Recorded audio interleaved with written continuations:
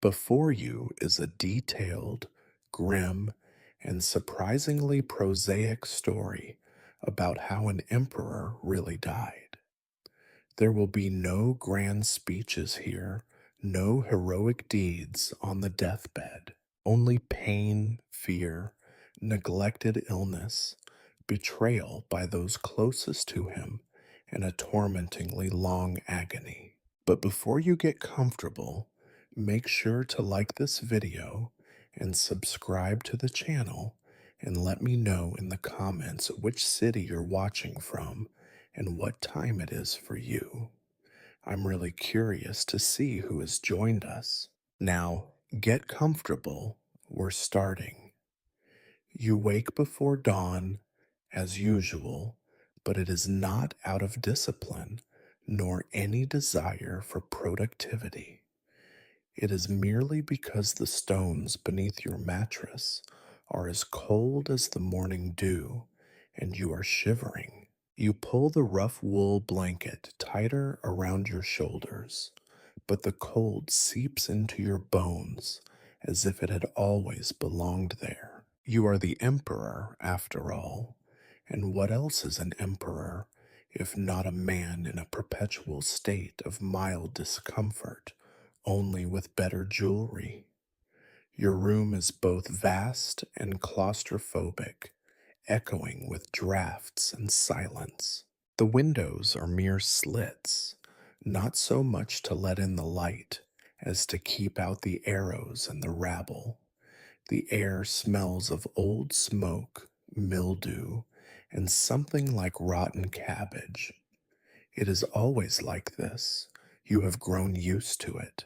If a man can become used to being crowned, and then excommunicated, and then crowned again, surely a little mold is nothing. Your first sight of the morning is the ceiling, its beams thick with spider webs and the accumulated grime of generations. Occasionally, you amuse yourself by counting the cracks and imagining what might be living up there. If only you could trade places with the spiders, just for a day.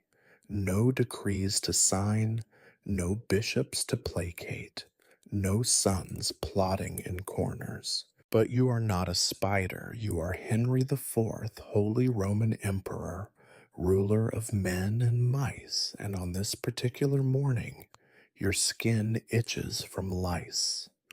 The servants, as always, arrive late. You can hear their whispers outside the heavy oaken door.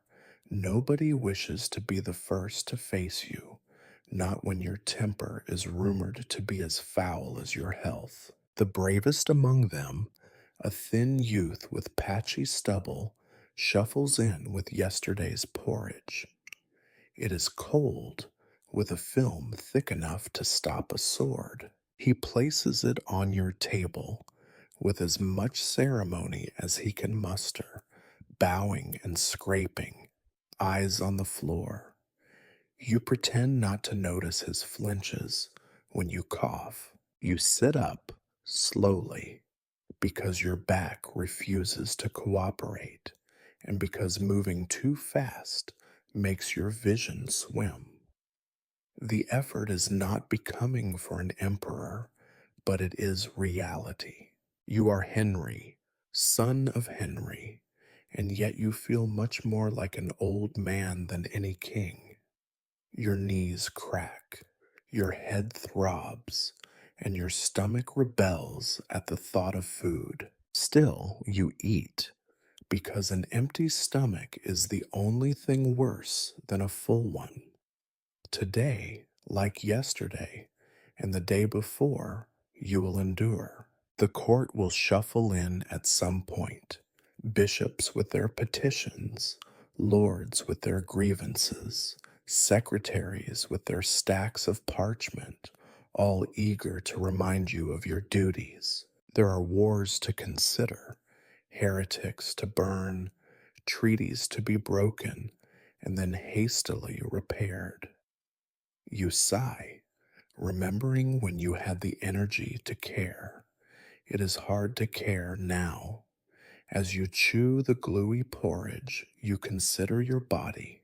You are no longer young. There are boils under your arms, a rash on your neck, and a cough that has never truly gone away since that wet autumn in Mainz. The physicians call it a humor, as if black bile or yellow bile, or just the wrong wind at the wrong time, could explain the relentless aching in your bones. You have had more leeches than a swamp, and more prayers muttered over you than a saint's corpse, but nothing seems to help.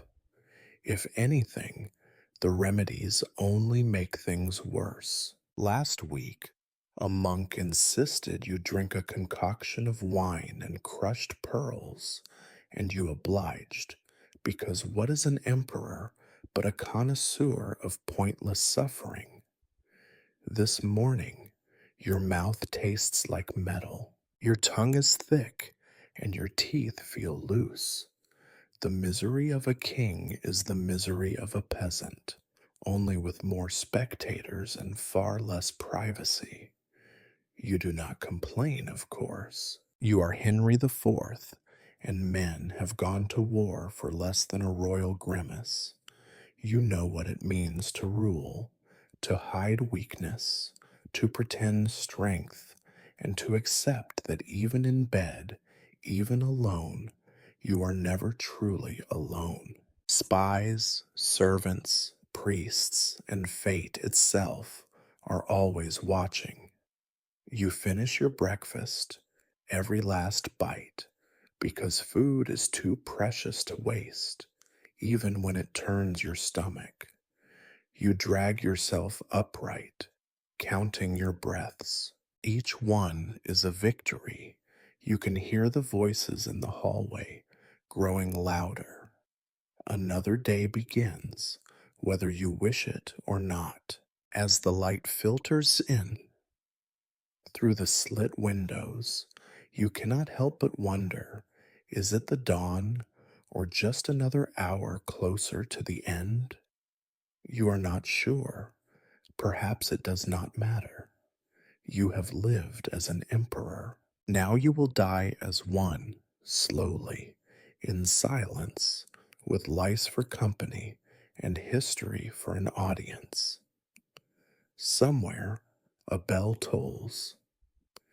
You think about staying in bed, about never rising again, about letting the court run itself into oblivion.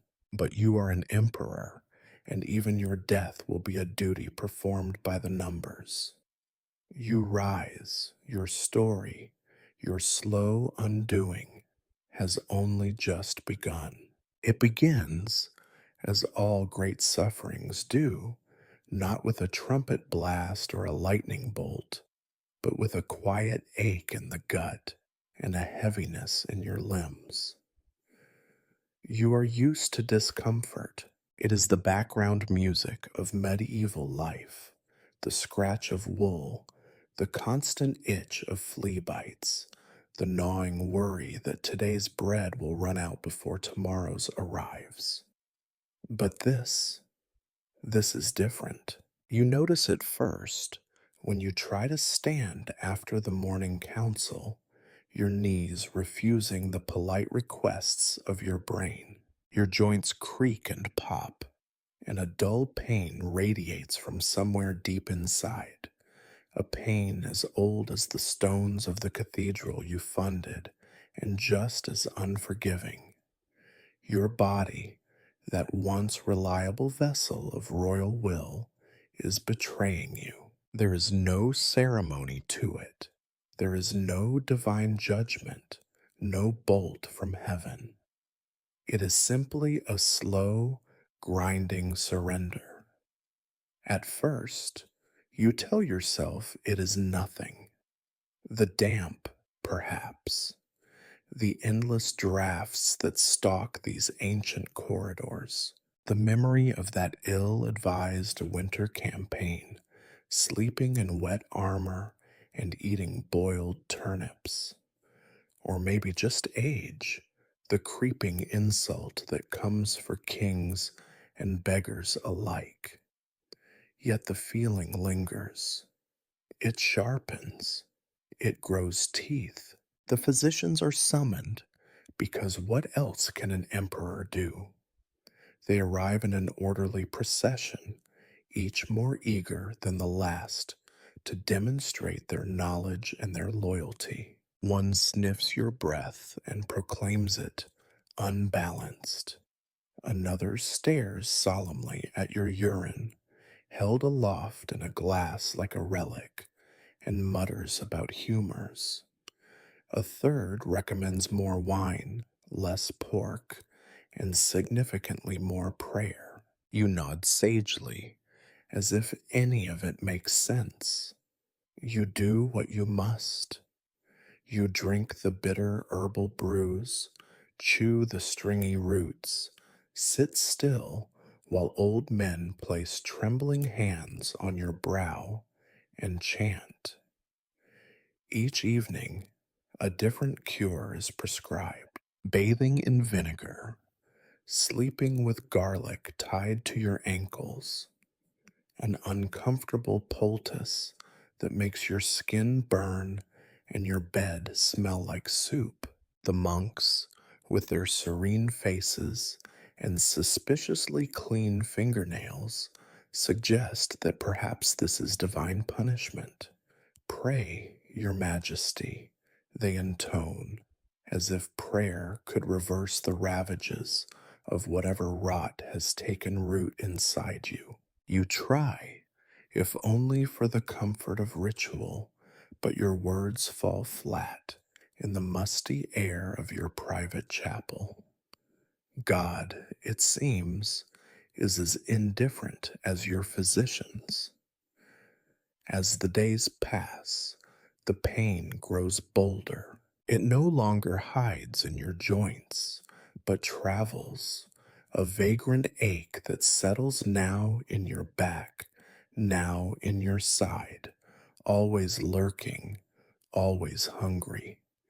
Your bowels betray you, meals turn to misery, and every bite tastes of ashes. Your skin grows sensitive to touch, as if it resents the very idea of being part of you.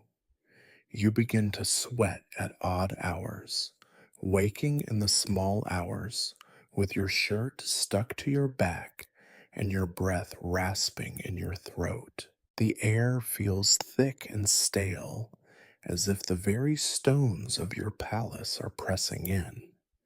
You blame the servants, naturally. It is their job to keep you comfortable, after all. But secretly, you know, the problem is not out there. The problem is inside. Rumors, those tireless little parasites, spread as quickly as your symptoms. The kitchen boys whisper that the emperor is cursed or poisoned or simply too old to matter. The nobles murmur about succession. Your own family, those vultures with better table manners, visit more often, lingering at the door, their eyes bright and calculating. And yet, even as your world contracts to the size of your bedchamber, you find that life outside goes on. Treaties are signed, battles are planned, taxes are collected. The court, like a wound that refuses to close, keeps festering along without you. You are the center, they say, and yet nothing slows in your absence. There is a grim comedy in it, you suppose. The machinery of empire churning along, utterly indifferent to the health of the hand that turns the wheel. Your thoughts, meanwhile, begin to drift. At night, you lie awake, counting the passing bells and the slow drip of water from a crack in the ceiling. You think of your father's death, a long, drawn-out affair, full of groaning and muttered prayers, the priests hissing Latin over a body that was already halfway to dust. You remember the way the court tiptoed around him, pretending not to notice the stink of disease, the way even his most loyal followers suddenly had pressing business elsewhere. Now, lying in your own bed, you realize you are living that same story. History is nothing if not repetitive. You have become a cautionary tale, a whispered warning about the limits of power, the inevitability of decay. The crown sits on your head, but it feels heavier than ever, pressing down with the weight of 1,000 silent failures. You tell yourself it is just a passing thing. It must be. You are an emperor, after all, and emperors do not die of common illnesses. But somewhere, deep inside, a small voice wonders, if not now, then when? And if not this, then what? You try to sleep. Outside, the bells toll another hour. Inside, your body aches. Tomorrow will bring more pain, more remedies, more whispered prayers. For tonight, you lie still, staring at the darkness, and wait for the dawn. You are an emperor, and emperors do not suffer, at least, not where anyone important can see. Pain is the prerogative of the poor, and weakness is a privilege reserved for peasants, or so you have always told yourself. But now, as your joints grind and your skin prickles with fever, you realize just how loud suffering can become, even when you are trying your hardest to silence it. Every day is an exercise in performance, a grim pageant you must play for an audience that is always watching and never forgiving.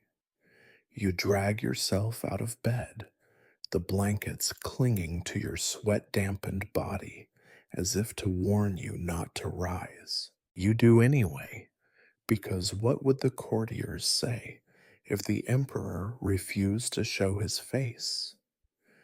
You are not naive.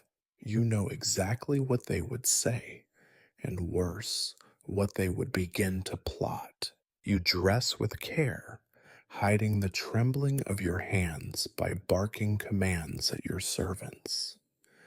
The layers of velvet and ermine are stifling, but they cover the goosebumps and the trembling flesh. You force your swollen feet into leather boots, knowing you will curse every step before the hour is out.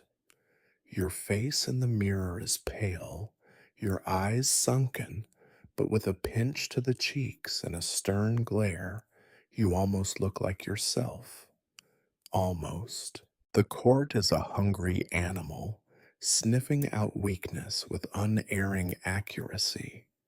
You greet the bishops and barons, your lips curling into what you hope passes for a smile. You sit straight backed on the throne, pretending not to notice the spasms in your back, the way your head swims when you try to focus on the endless parade of grievances and petitions. You nod and murmur, relying on old habits to carry you through. Today, a messenger from the north brings ill tidings, another rebellion brewing, more peasants convinced that God has chosen them to defy you. You try to appear resolute, your fingers clenched around the armrest to steady your hand. The assembled lords murmur, stealing glances at your face, searching for any sign of uncertainty. You give them none, or so you hope. Your personal physicians, those ancient men with ink-stained fingers and anxious eyes, hover at the edge of the proceedings. They watch your every movement, eager to prove their loyalty, or perhaps just to be present at the spectacle of imperial decline. One suggests you take the air more often, as if fresh air were the antidote to whatever rot is festering inside you. Another recommends a concoction of boiled toad and honey. You nod gravely, promising to consider their wisdom. What else can you do? Refuse? That would only confirm their worst suspicions. The days stretch into a dull, throbbing monotony, each one blending into the next. You force yourself to attend council meetings, to preside over trials and sign decrees. Every gesture, every word is calculated, rehearsed. The price of maintaining the illusion of health is paid in sweat and gritted teeth. Sometimes the effort leaves you so drained that you retreat to your chambers and collapse onto the bed, unable to move for hours. Your household is not fooled, not really. The servants become quiet when you pass, their eyes fixed on the floor. Your chamberlain begins to answer for you, finishing your sentences when your mind wanders. Your cupbearer grows nervous, checking and rechecking your wine for poison, as if that were your problem. Everyone is careful now, careful not to mention your trembling, your pallor, your occasional lapses of memory. But you see it all, the whispered conversations in corners, the sympathetic glances traded over your head. Sometimes, at night, you imagine what would happen if you simply confessed. If you told the truth, that you are sick, that you are tired, that the world is spinning faster than you can hold on to. But the thought is absurd. An emperor who confesses to weakness is no emperor at all. History is written by those who outlast their ailments, or at least pretend to. The remedies grow more desperate. One day you submit to bloodletting, the physician's knife drawing slow, warm rivers down your arm. You feel faint, but you grit your teeth and joke about letting out the demons. Another day, you endure a purgative so vile that your body rebels for hours. The next morning, you force yourself to appear at Mass, kneeling in agony, sweat beading on your brow. The bishop blesses you, oblivious to the true nature of your penance. You remember your father's last days, the way he, too, tried to hide his pain, how he barked at the servants and raged at the physicians, even as his body failed him. How quickly the vultures gathered, circling closer with every groan and gasp. You swore you would be different. Yet here you are, following the same script, the same doomed choreography. You realize that hiding your suffering is more exhausting than the suffering itself. But there is no alternative, not for an emperor. So you carry on day after day, wearing the mask of strength, pretending that nothing is wrong. If you pretend long enough, perhaps you will even believe it yourself. But every night, when the candles are extinguished and the world is quiet, you lie in your vast, cold bed and count the aches in your body, the fears in your mind. You are still an emperor, but each morning it feels like there is a little less of you left to rule. There is a day. It is probably a Thursday, but you are losing count when you finally admit it. Your body is not your own. Once, you believed yourself a fortress. your flesh an extension of the crown. But now the walls are crumbling. No amount of will or dignity can keep out what festers within. Even emperors must surrender to biology in the end. It is your hands that betray you first.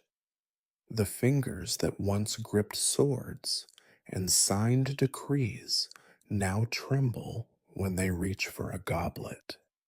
You try to disguise it, hiding the shaking behind a forced laugh or a clever remark about the cold. But in truth, it is not cold that makes your hands dance. It is something much deeper, more insidious. The joints swell, and the pain radiates upward with a stubborn determination that rivals your own. The discomfort spreads like gossip.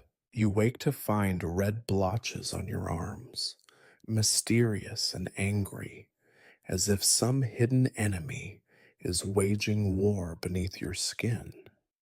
You scratch at them, hoping for relief, but only draw blood and stares from your servants. The itching is relentless, a reminder every minute that something inside you is wrong, that the world beneath your skin is unraveling. At night, fever claims you. You lie in a haze, limbs heavy as iron, sweat pooling beneath your back. Your mind wanders. Sometimes you think you see figures at the foot of the bed. Are they courtiers waiting for your orders, or spirits come to tally your sins? In these hours, the boundaries between emperor and corpse feel thin and easily crossed. You mumble orders to shadows. When the candle gutters, you are sure it is death itself breathing on your neck. Every task becomes an ordeal. Climbing the stairs to your council chamber leaves you breathless, your chest tight as if squeezed by invisible hands. You find yourself pausing on the landings, pretending to admire the faded tapestries just to catch your breath. Your servants notice, though they say nothing. Their silence is worse than any open pity. Meals, once the highlight of a day filled with tedious politics, become torture. Your tongue is thick, your mouth dry, and everything tastes of metal. You force yourself to eat, remembering the lectures from your mother about appearances and appetite, but the food sits in your stomach like a stone. Sometimes you retch, sometimes you simply refuse, and the kitchen staff whisper about poison. If only it were that simple, a traitor's plot, a villain to blame. But you know this enemy is entirely your own. Beneath your robes, your body wastes away. The mirror reveals a stranger, hollow cheeks, skin the color of old parchment, eyes rimmed with darkness. When did you become so gaunt? When did your hair thin and fall in lifeless clumps? You tug at your beard and find your fingers slick with sweat. You turn away from your own reflection, suddenly afraid of what you might become if you keep staring. The physicians grow bold, offering diagnoses that are more superstition than science. They speak of corrupted blood, of unbalanced humors and bad airs. One suggests a pilgrimage, as if dragging your brittle bones across Europe might restore what is lost. Another, more practical, offers an ointment made from crushed rose petals and goat fat.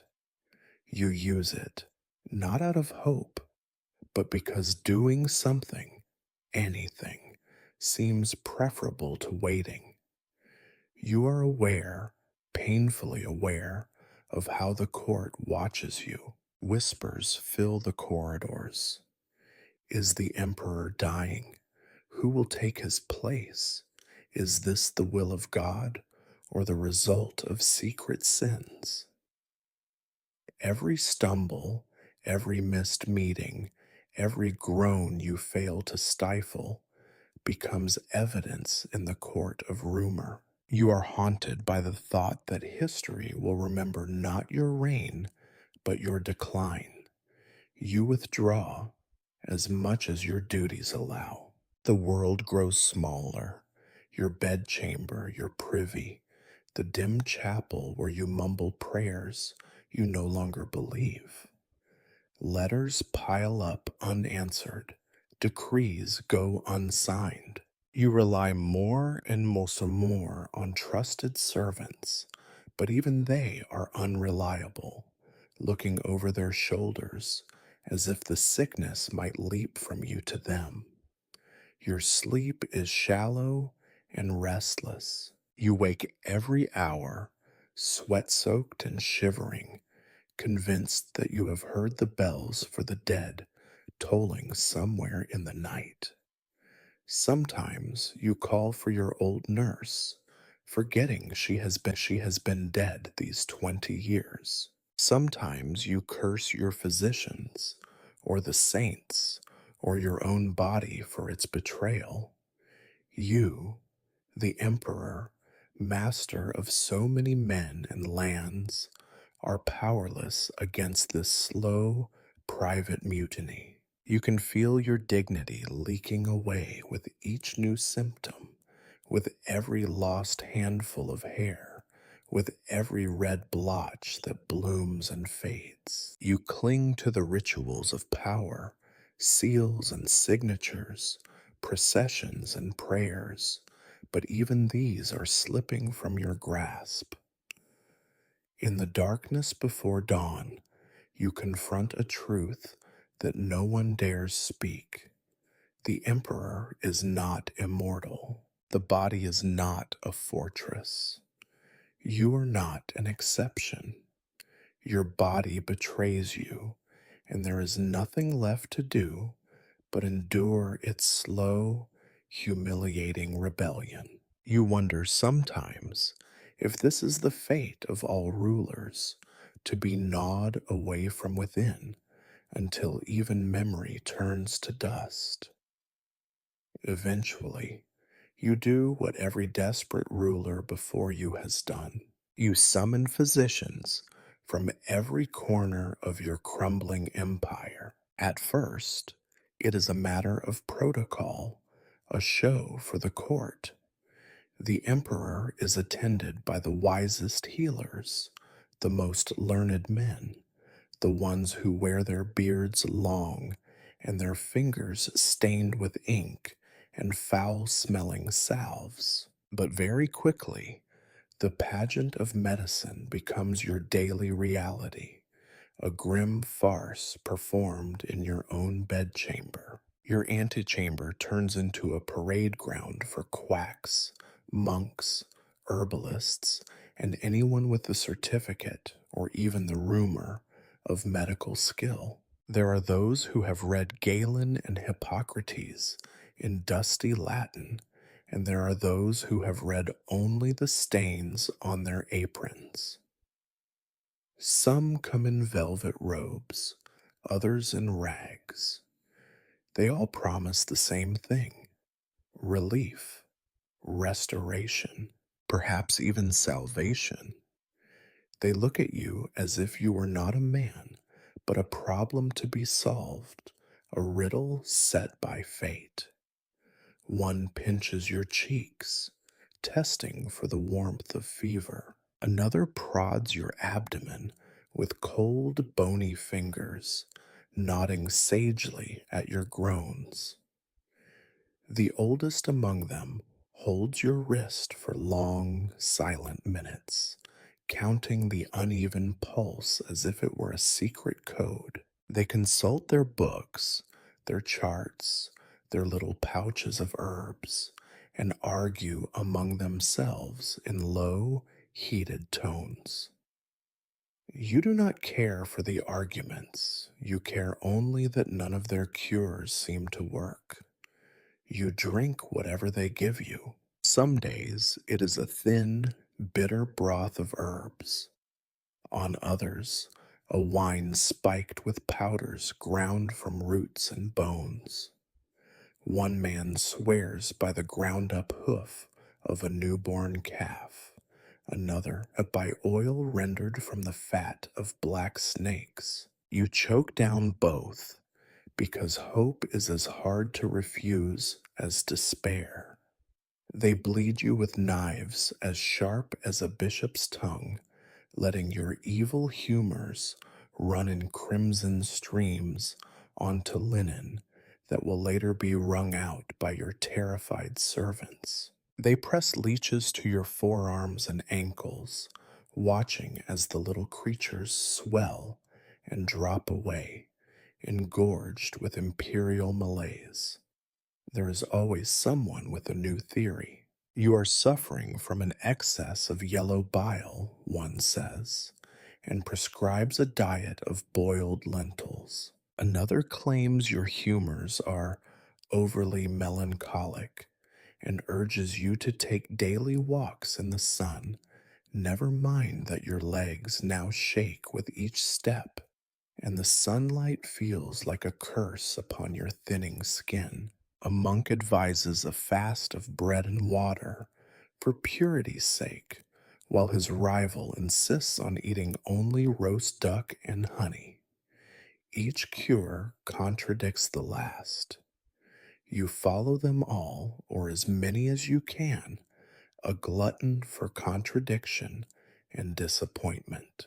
Sometimes the cures are rituals as much as remedies.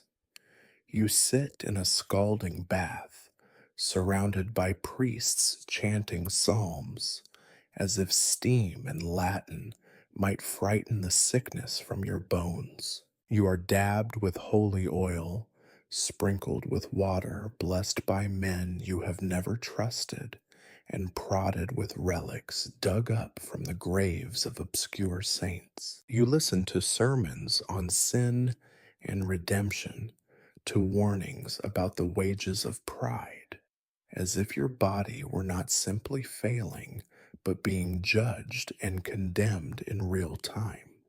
You find it impossible to rest. Every hour, someone new arrives with a vial or a poultice, a hopeful look in his eyes. Your sleep is interrupted by the smell of burning herbs, by hands searching for new veins, by voices muttering prayers and recipes at your bedside. The endless ministrations of medicine become a kind of torture. You are not healed, only exhausted, and through it all, the pain persists.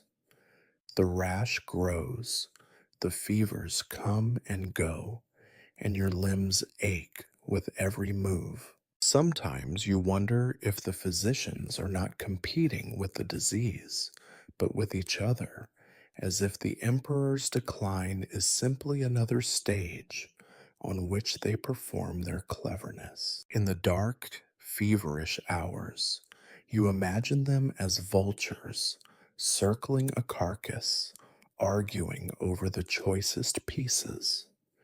The court, of course, loves the spectacle. There are always a few lords or ladies lingering in the corridor, listening at the door for news. Has the emperor been bled today? Did the emperor vomit again? Is that a new physician from Lombardy, or merely the same fool in different robes? Your suffering is their entertainment, their gossip, their reassurance that even the mightiest can be brought low by something as small as a germ or a worm. You try, sometimes, to laugh at the absurdity of it all. You recall when you were young and strong, leading men into battle, convinced that nothing could harm you so long as you wore your armor and kept your faith. Now, your only armor is a quilt patched with sweat stains. Your only weapons, a host of useless tonics and prayers. If there is a lesson in all this, it is one you would rather not learn. The world of physicians is as much about ritual and power as the world of princes.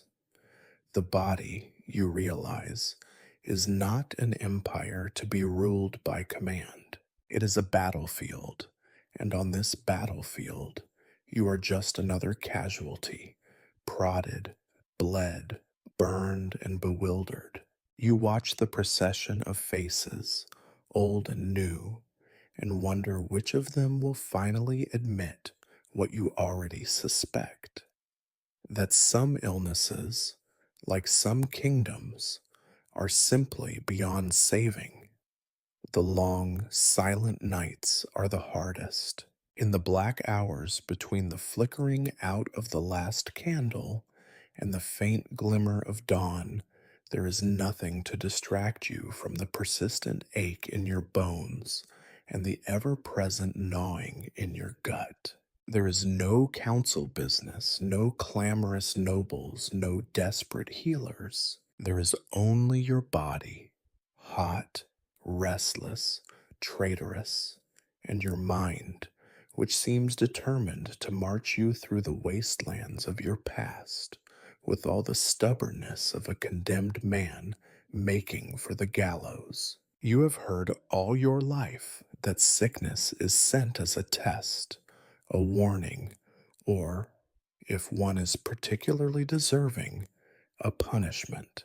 Now, sweating and shivering in your too large bed, you find it impossible not to believe that perhaps you have, indeed, earned this misery. After all, if you tally your sins, and in the quiet of these hours, you do, obsessively, the list is longer than a cathedral aisle. The first and most obvious, your war with the Pope. You remember the letters, the threats, the excommunications. You remember kneeling in the snow at Canassa, the cold biting through your royal dignity, your beard crusted with frost. Did God take offense at your pride? Did you overstep when you tried to bend the church to your will? Every pain in your body, every fevered hour, feels like a repayment exacted for that insolence. But it is not just the church. The faces parade through your memory, the rival nobles you ruined, the cities you burned to smoke and ash, the broken promises left in your wake. How many men have you sent to die in your name? How many mothers cursed your seal on the parchment that doomed their sons to war? You think of your own kin, those you betrayed and those who betrayed you. Perhaps the greatest sin is simply survival, the things you did not to win, but not to lose. You recall, with a strange clarity, the times you lied, and lied convincingly, the talent for falsehood that serves all rulers well. There was the oath you swore before God and man, knowing even as you spoke the words that you would break them at the first opportunity. There were the treaties signed, then shattered, the alliances forged with a handshake and ended with a dagger in the dark. Treachery is an art in your world, and you, alas, were its faithful student. The more you try to escape your memories, the more relentless they become.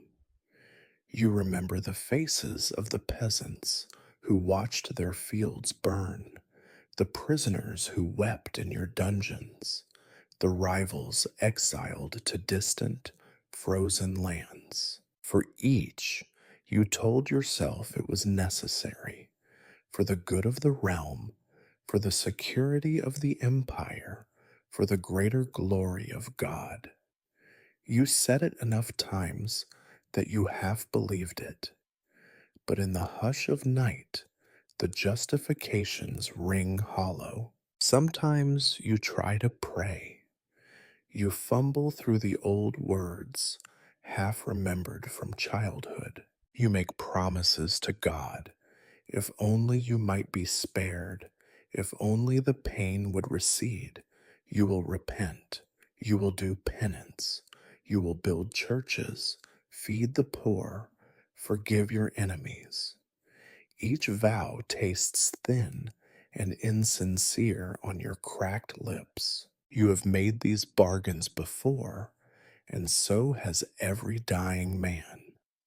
If there is a heavenly ledger, it is surely full of such empty promises.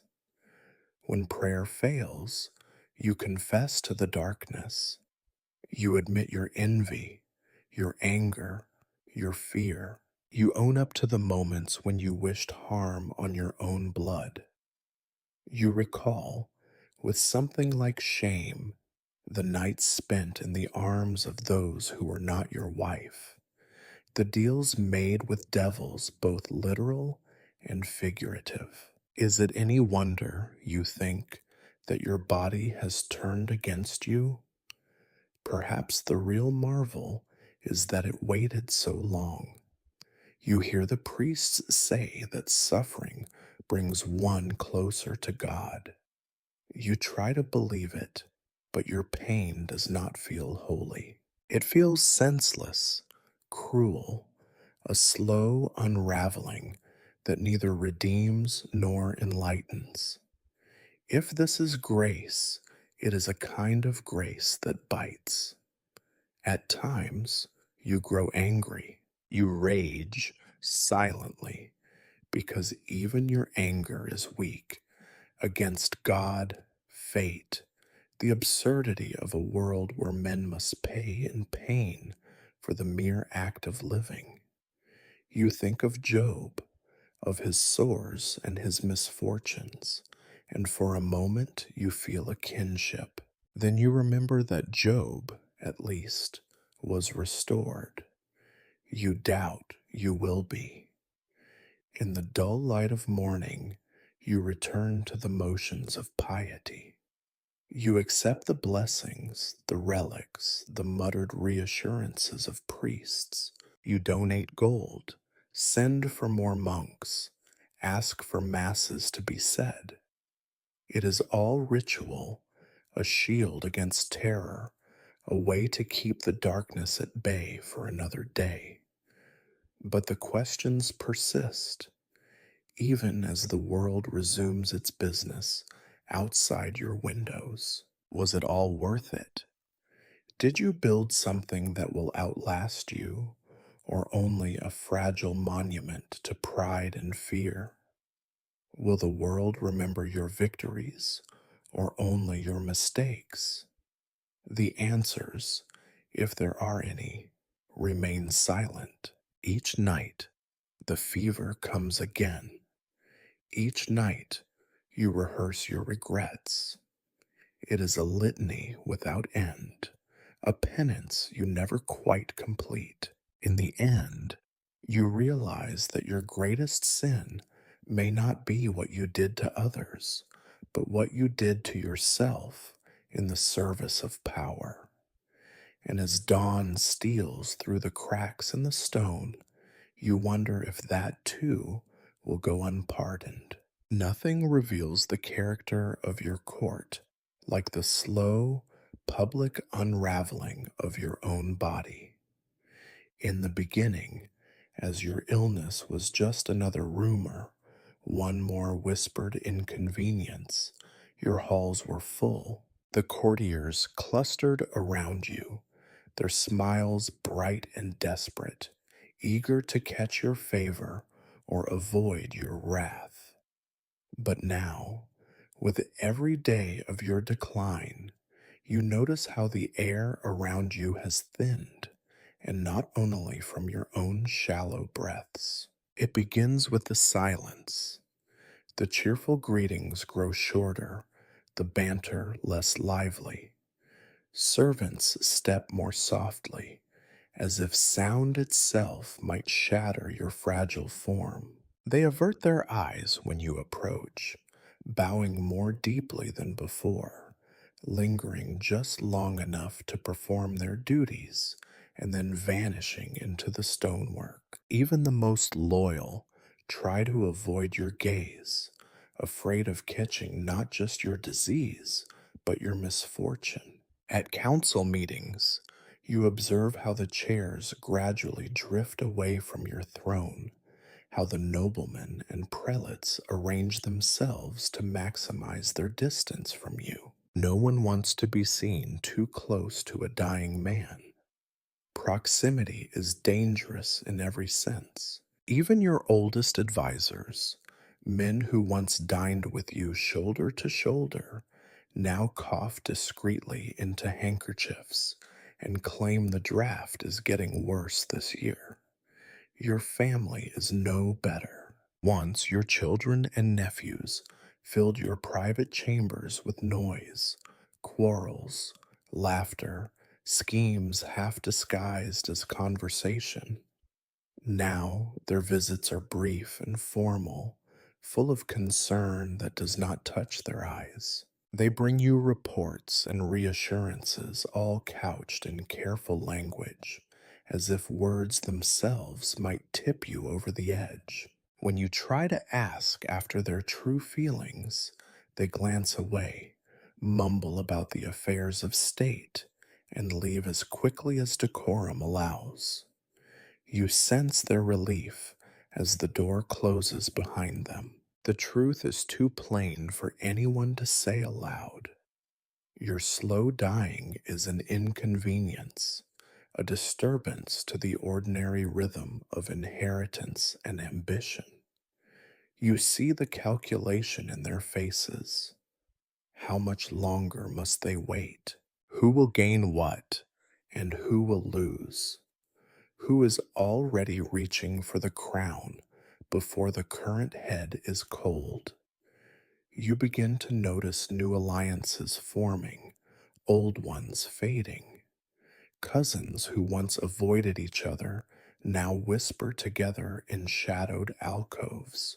Your most trusted men suddenly find common ground with rivals you thought they hated.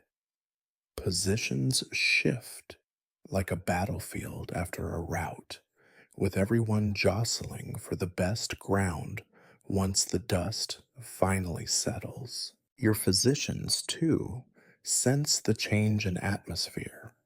They grow bolder with their pronouncements, more willing to contradict one another, to hint that perhaps the emperor's willpower is not what it was. They argue not just about your treatment, but about your prospects, as if the outcome of your illness were a matter of professional pride.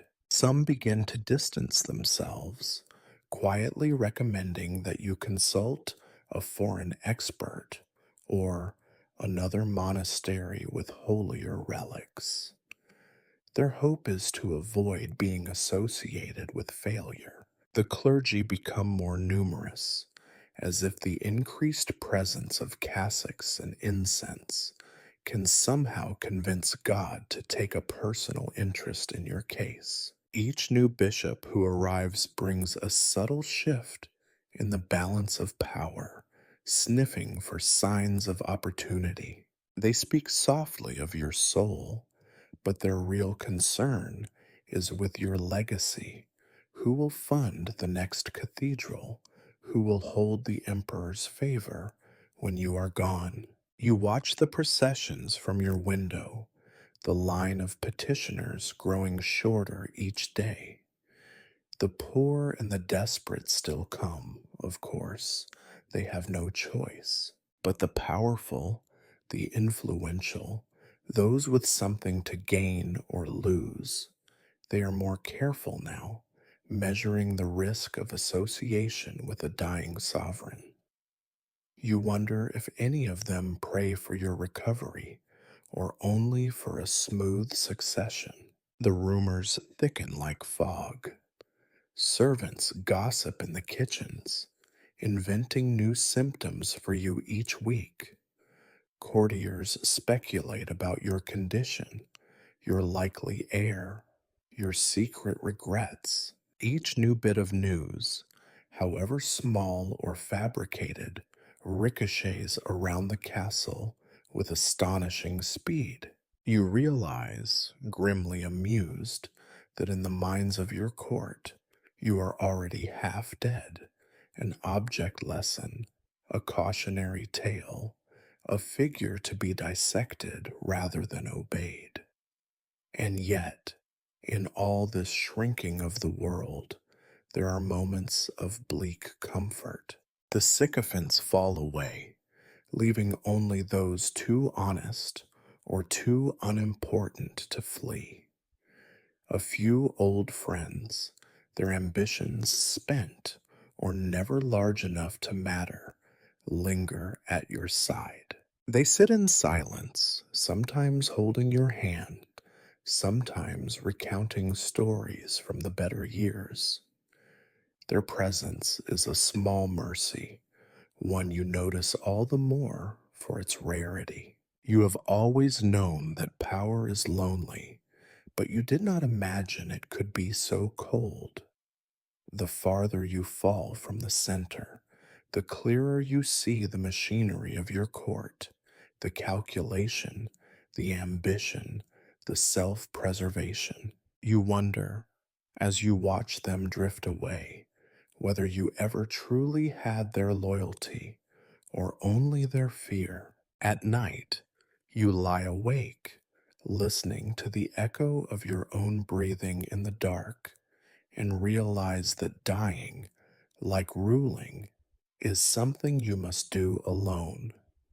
By now, your chambers are little more than a revolving door for self appointed experts. Your physicians, your priests, your counselors, every one of them believes himself qualified to solve the riddle of your decay. Diagnoses pour in with the same dull regularity as the bells tolling the hours. If it were not your life they were discussing, you might almost admire the variety of explanations.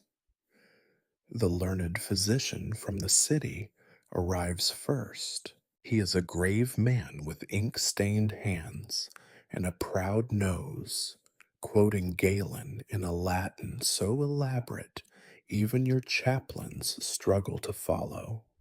He examines your urine, swirling it in its glass, then sniffs at it as if expecting wine. A surfeit of black bile, he declares gravely. The balance of humors has been disrupted by excess melancholia and, perhaps, the fumes from the moat. You nod as if this is a revelation rather than a thinly veiled insult to your living conditions. The next day, an old crone, half healer and half legend, is ushered in by the servants desperate for miracles. She sniffs the air, mutters a prayer in a dialect you have never heard, and feels your pulse with icy, calloused fingers. The shadow of the moon is upon you, she says. Too much cold in your marrow. Her treatment involves hot stones and a broth that tastes of swamp water and regret. The only result is a night of wretched dreams and a stomach that rebels for days. One of your bishops takes a different tack. He assures you that what ails you is neither poison nor pestilence, but sin. The wrath of God, your majesty, visits those who stray too far from the path. He urges you to confess more, to pay for more masses, to give more generously to the poor. You try to comply, but neither your conscience nor your purse feels lighter. A younger physician, brimming with ambition and theories, peers into your eyes and asks about your moods. He draws diagrams of the stars, points to the alignment of Saturn, and proclaims your illness to be the result of astral influences. Mars is in opposition, he tells you, as if that explains why you can no longer climb the stairs without clinging to the banister. He recommends wearing a talisman of copper and silver, which he sells to your chamberlain for a sum large enough to feed a village through winter. Other healers bring their own brand of certainty. Some insist you are suffering from an imbalance of wind. Others see signs of hot liver or cold spleen. The herbalist swears by dandelion roots. The barber suggests another round of bloodletting, and the apothecary offers dried frogs and ground pearls at a price that would shame a jeweler. Every day brings a new theory, a new cure, a new chance to be disappointed. It is not just the so called experts.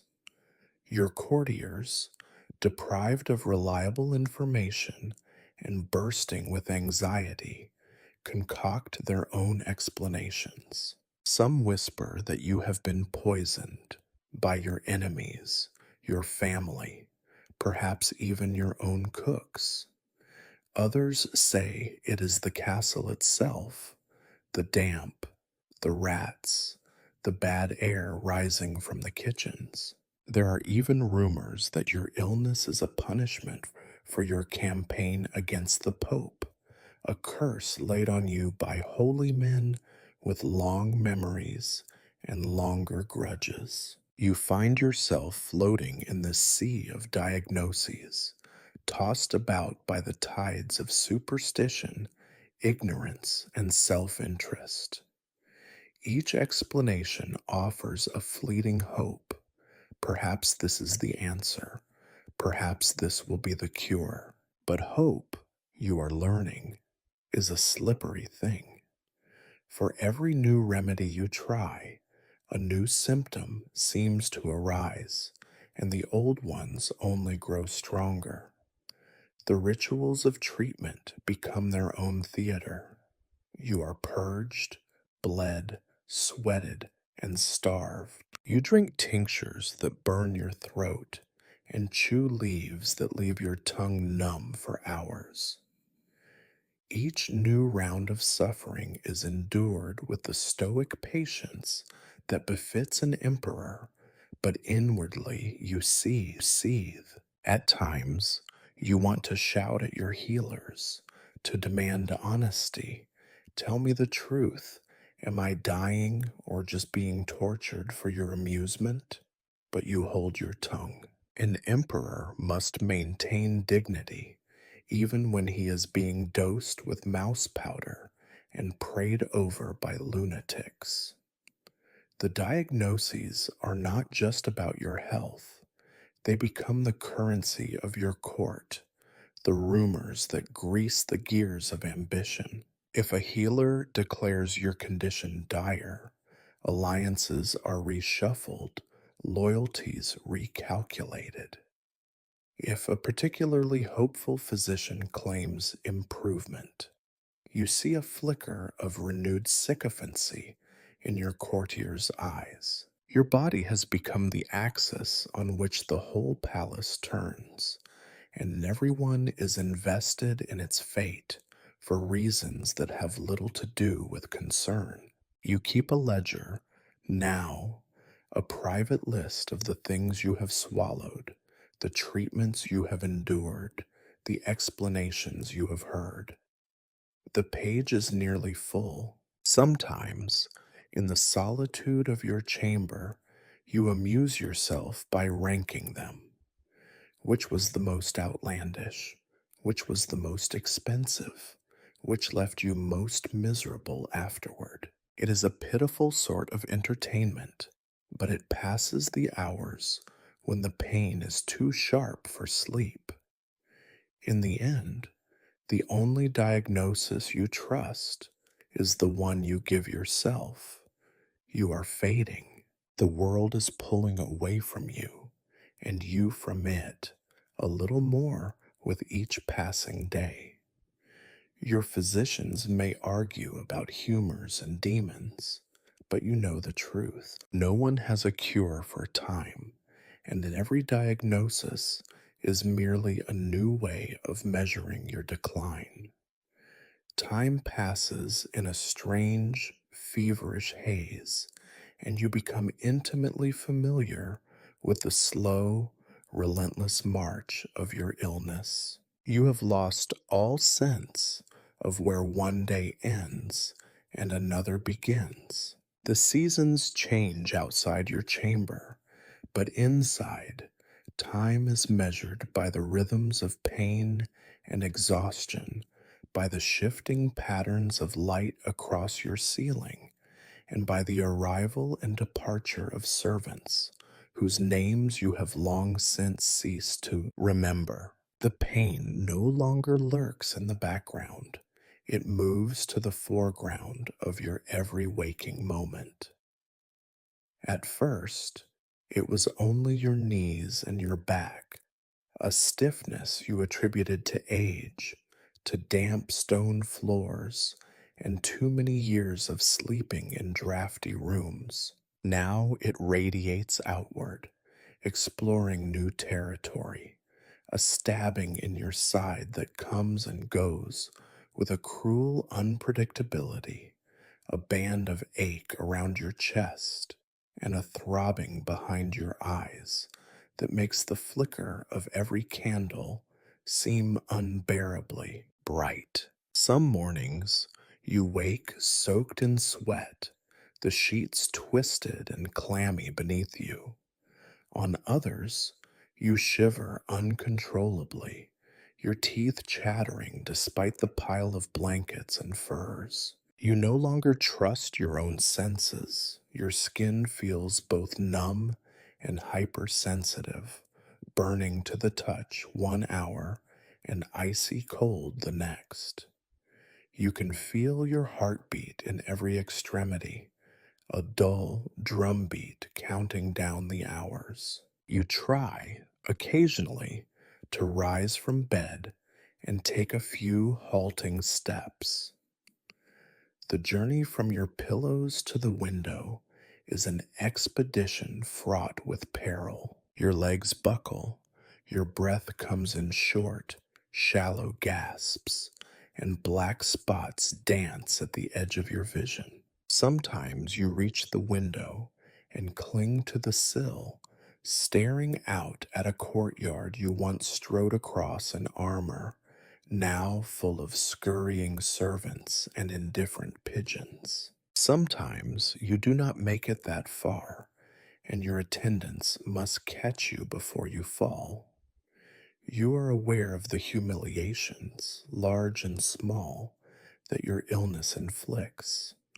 Your hands tremble so badly that you can no longer write your own name. You struggle to hold a spoon steady, and more than once you have spilled broth down your front, to the silent horror of the boy tasked with changing your linens.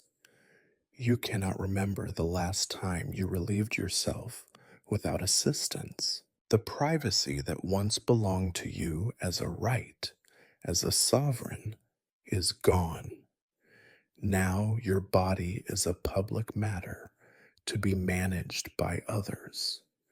The taste in your mouth is perpetually foul, as if something inside you is slowly turning to rot. Your tongue feels too large, thick and clumsy, your words slurred and often lost. When you do speak, you are often misunderstood. The courtiers nod solemnly, pretending to comprehend, while exchanging glances behind your back. The servants whisper among themselves, inventing new names for your affliction. Your illness has become a legend, growing with each retelling. Sleep offers no comfort. Your dreams are fevered and nonsensical, crowded with images from your past.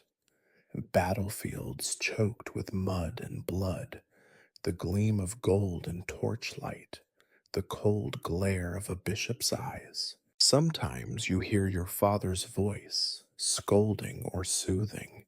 It is never clear which. Sometimes you relive old betrayals, old regrets, waking with a start and a cry that brings anxious faces to your bedside. You have lost all appetite. The kitchen, once a source of delight, now produces only nausea. They bring you delicacies, honeyed cakes, tender meat, spiced wine, but everything tastes of ashes. Your body, once thick and solid, is wasting away. Your ribs stand out under your skin. Your arms and legs are thin and weak. The mirror, if you dare look, shows you the face of a dying man. Sunken cheeks, wild hair, eyes rimmed with shadow and suspicion.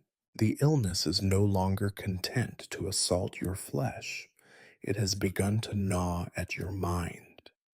Your thoughts wander and circle back on themselves. You forget what day it is, who you have spoken to, whether you have issued an order or only thought about doing so. Sometimes you start a sentence and cannot finish it. You see concern and something else, something hungry, in the faces of your advisors. You wonder if they are waiting for your mind to fail completely so they might step forward and claim what is left. And was it yet? Through all this, the machinery of your empire grinds on. Reports are delivered, treaties signed, battles planned. Your signature, a crooked imitation of its former self, is still required on every document, every command. You are propped up in bed, a puppet whose strings are now held by others. You recognize this, but cannot bring yourself to fight it. The energy is gone, siphoned away by pain and fever and the endless, grinding passage of days. You realize, with a kind of grim clarity, that this is not a single event, but a process, a long, slow dying measured not in moments, but in the steady erosion of your power, your pride, your sense of self. The progression of your illness is as relentless as the turning of the seasons, as unstoppable as time itself. Each day, there is a little less of you. Each night, the darkness presses closer, and you lie awake, waiting to see which part of you will fail next.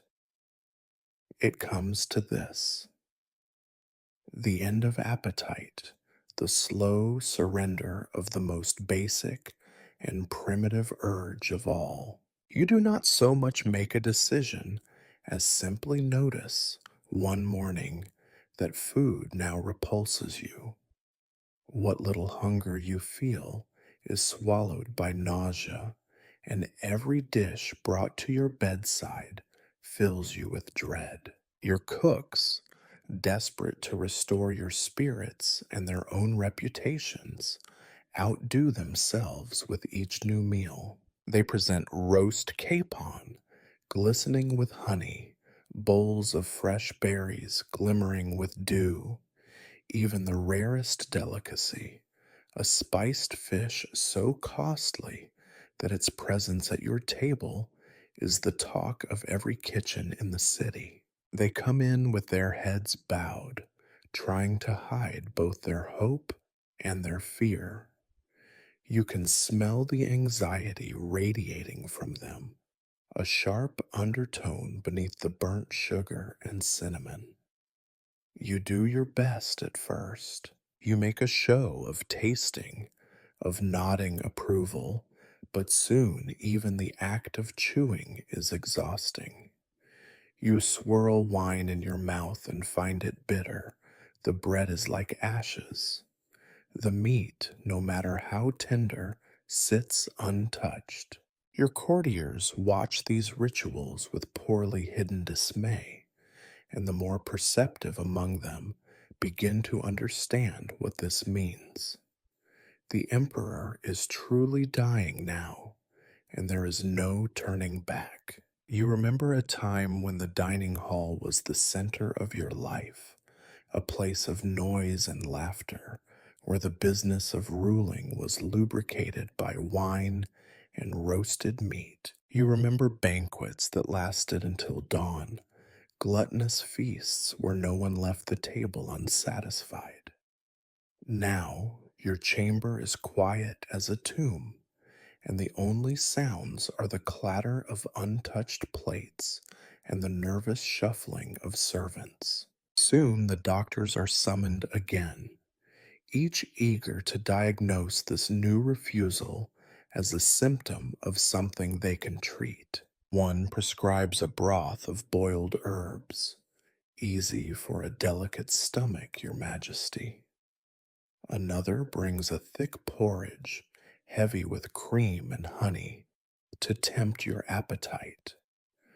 The third suggests wine laced with poppy and dried fruit to restore strength.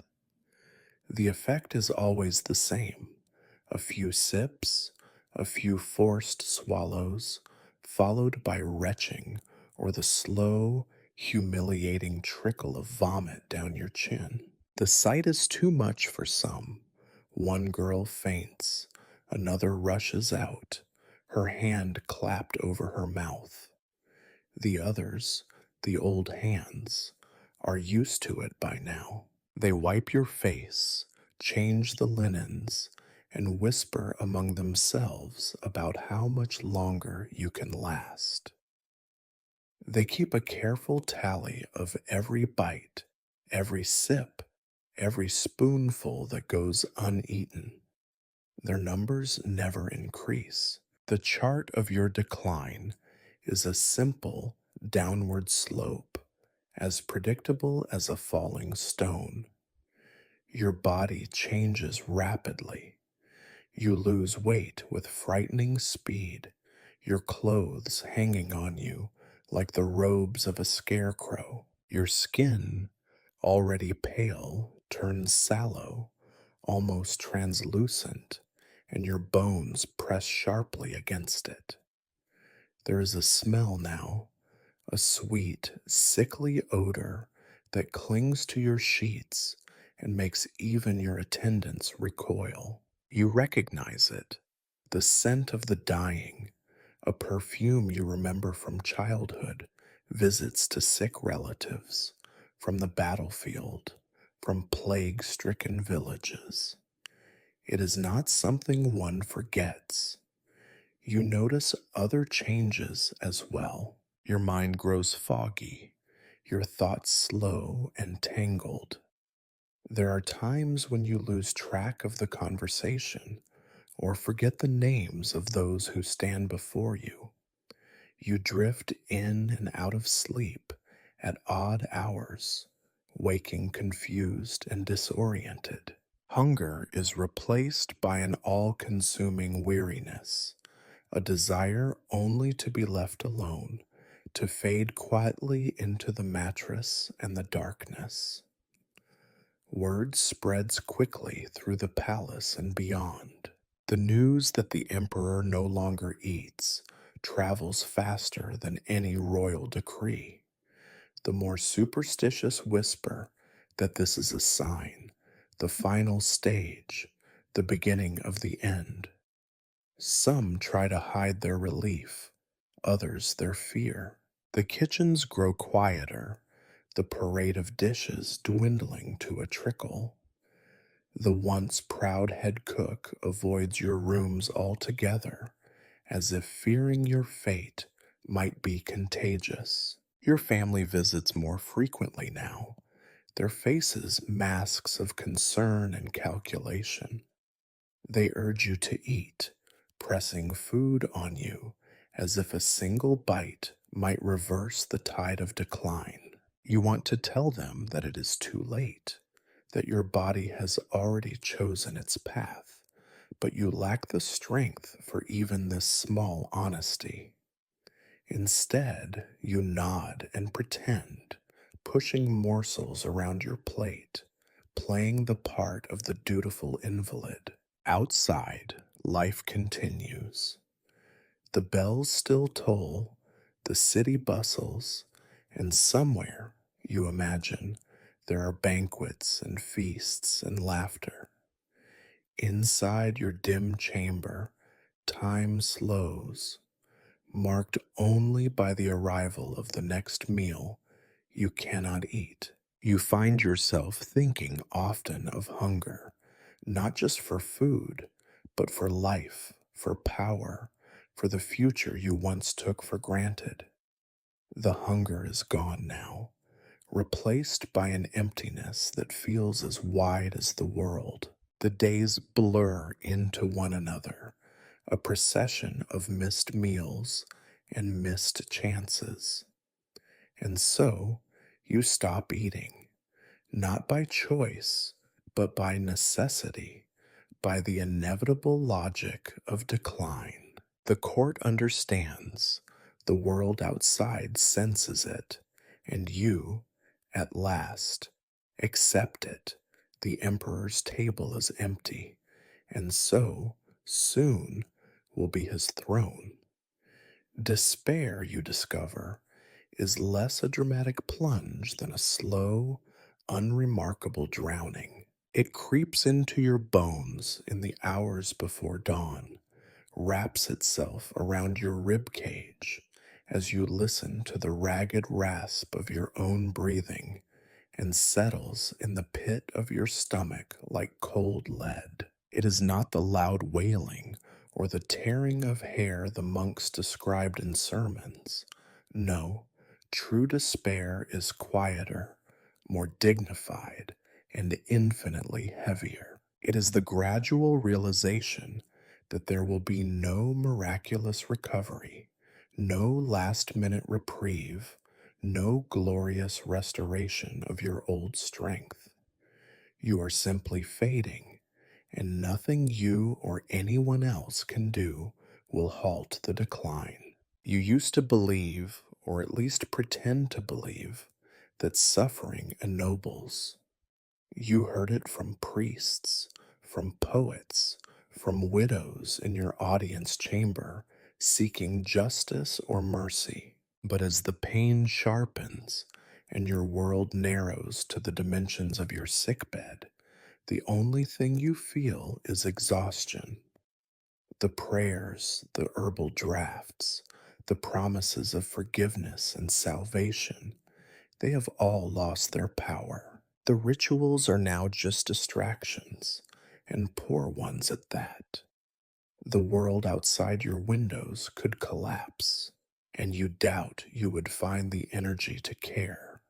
Nights are the worst.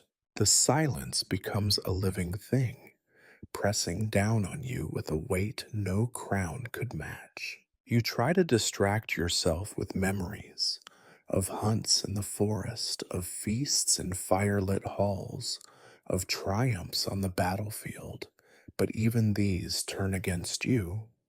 The joys seem distant, barely belonging to you. The mistakes and regrets, however, are crystal clear. They replay endlessly, like a penance in the theater of your mind. Faces long gone return to accuse you, friends betrayed, oaths broken, chances lost. You remember every decision that led to this bed, this wasting, this isolation. There is no comfort in company either. Your family and closest advisors, faces drawn with concern, real or performed, you are no longer sure.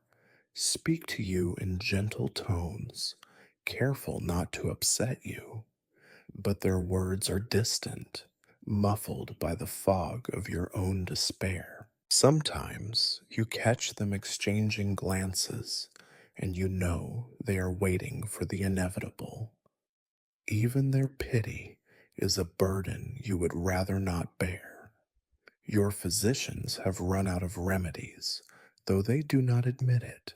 They offer ever more outlandish cures, wine boiled with rare roots, potions thick as mud, the latest imported relic, a piece of bone said to belong to a saint. You drink, swallow, submit, but it is clear from their eyes that hope is gone. Occasionally, you sense their frustration. You are a failed experiment, a royal patient who will not recover and whose decline they must now witness with professional resignation. And yet, you perform for them. You thank them for their care, praise their efforts, pretend that you notice improvement, all in the vain hope of making their task less grim. Sometimes the effort exhausts you more than the pain itself. If there is nobility in suffering, you have yet to find it. If there is a lesson, it remains stubbornly elusive. You begin to dread the dawn. The new day brings no promise, only more hours to endure. The simple tasks you once did without thought, sitting up, speaking, even keeping your eyes open, are now monumental challenges. Despair is not a single moment, but an accumulation, a slow layering of defeats. You bargain with yourself just one more hour, just until the next bell, just until someone comes. But each victory is hollow. The relief you feel when sleep claims you is always brief and troubled. Sometimes you imagine you hear footsteps in the corridor, slow and deliberate. You know, as all dying men do, that death is coming. The monks and priests may speak of angels and heavenly reward, but all you see is a dark figure, patient and inexorable. You do not fear it exactly. What you feel is closer to resignation, a tired surrender. If anything, you hope it will be quick, less for your own sake than for the sake of those who must continue the charade of hope.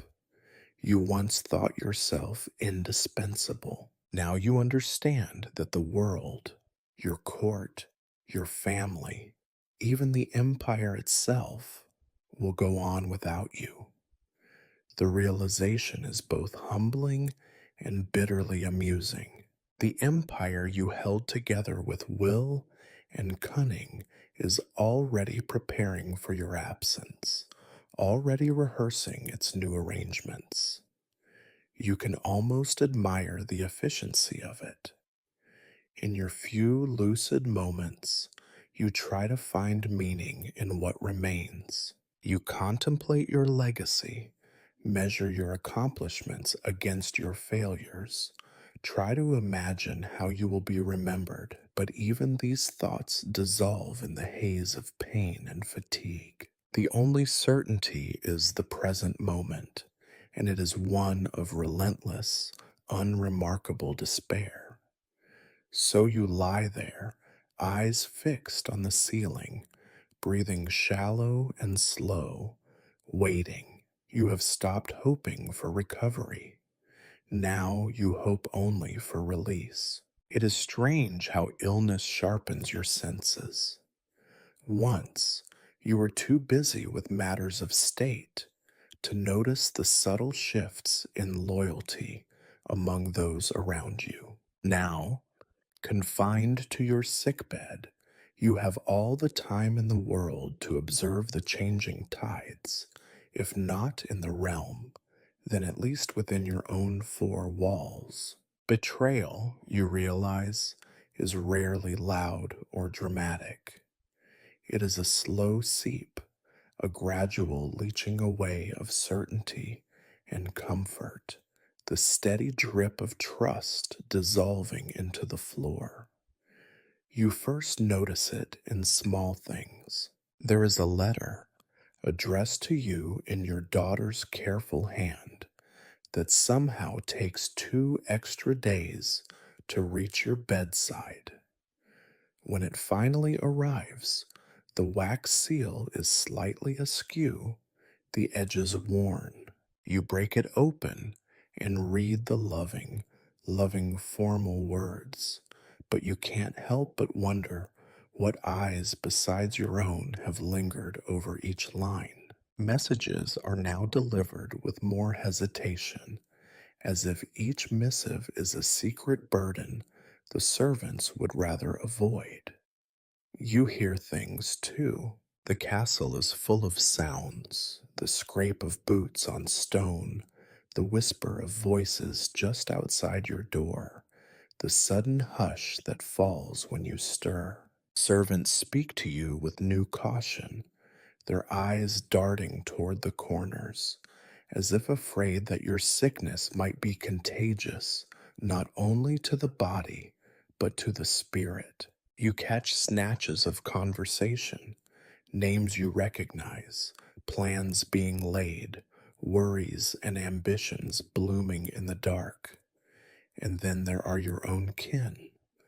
Blood, as you have learned, is a bond only so long as it is useful. Your children, some sullen, some ambitious, some plainly frightened, visit more often now, but not always together, and not always with the warmth you once craved. They arrive bearing news, gifts, reassurances, but you see the calculations flickering behind their eyes.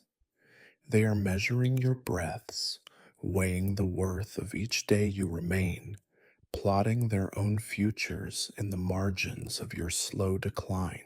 Once you might have confronted them, demanded loyalty, threatened, cajoled, forced reconciliation. Now you lack the strength for confrontation, and your words would likely be ignored in any way. They think you do not see, that you do not hear their disputes over titles and property, the arguments muffled by the heavy door, but carrying all the same. Your illness is not just a family tragedy, it is an opportunity, and every ambitious soul in your orbit can smell it. Even those you once trusted with your secrets, your chamberlain, your confessor, your oldest friend, have grown distant. They speak in platitudes, offering comfort while their eyes flick toward the door, toward the future. You suspect some of them are sending messages of their own, dispatching riders in the night to those who might one day rule in your stead. In quiet moments, you catch them watching you with the gaze of a man checking the ripeness of fruit, wondering how much longer before it falls. The betrayals are not always conscious. There is a fatigue that sets in, a creeping impatience among your retinue. The more your illness drags on, the less careful your caretakers become. Medicines are administered with less ceremony, reports are summarized with less detail, your wishes are interpreted with a freedom that verges on presumption.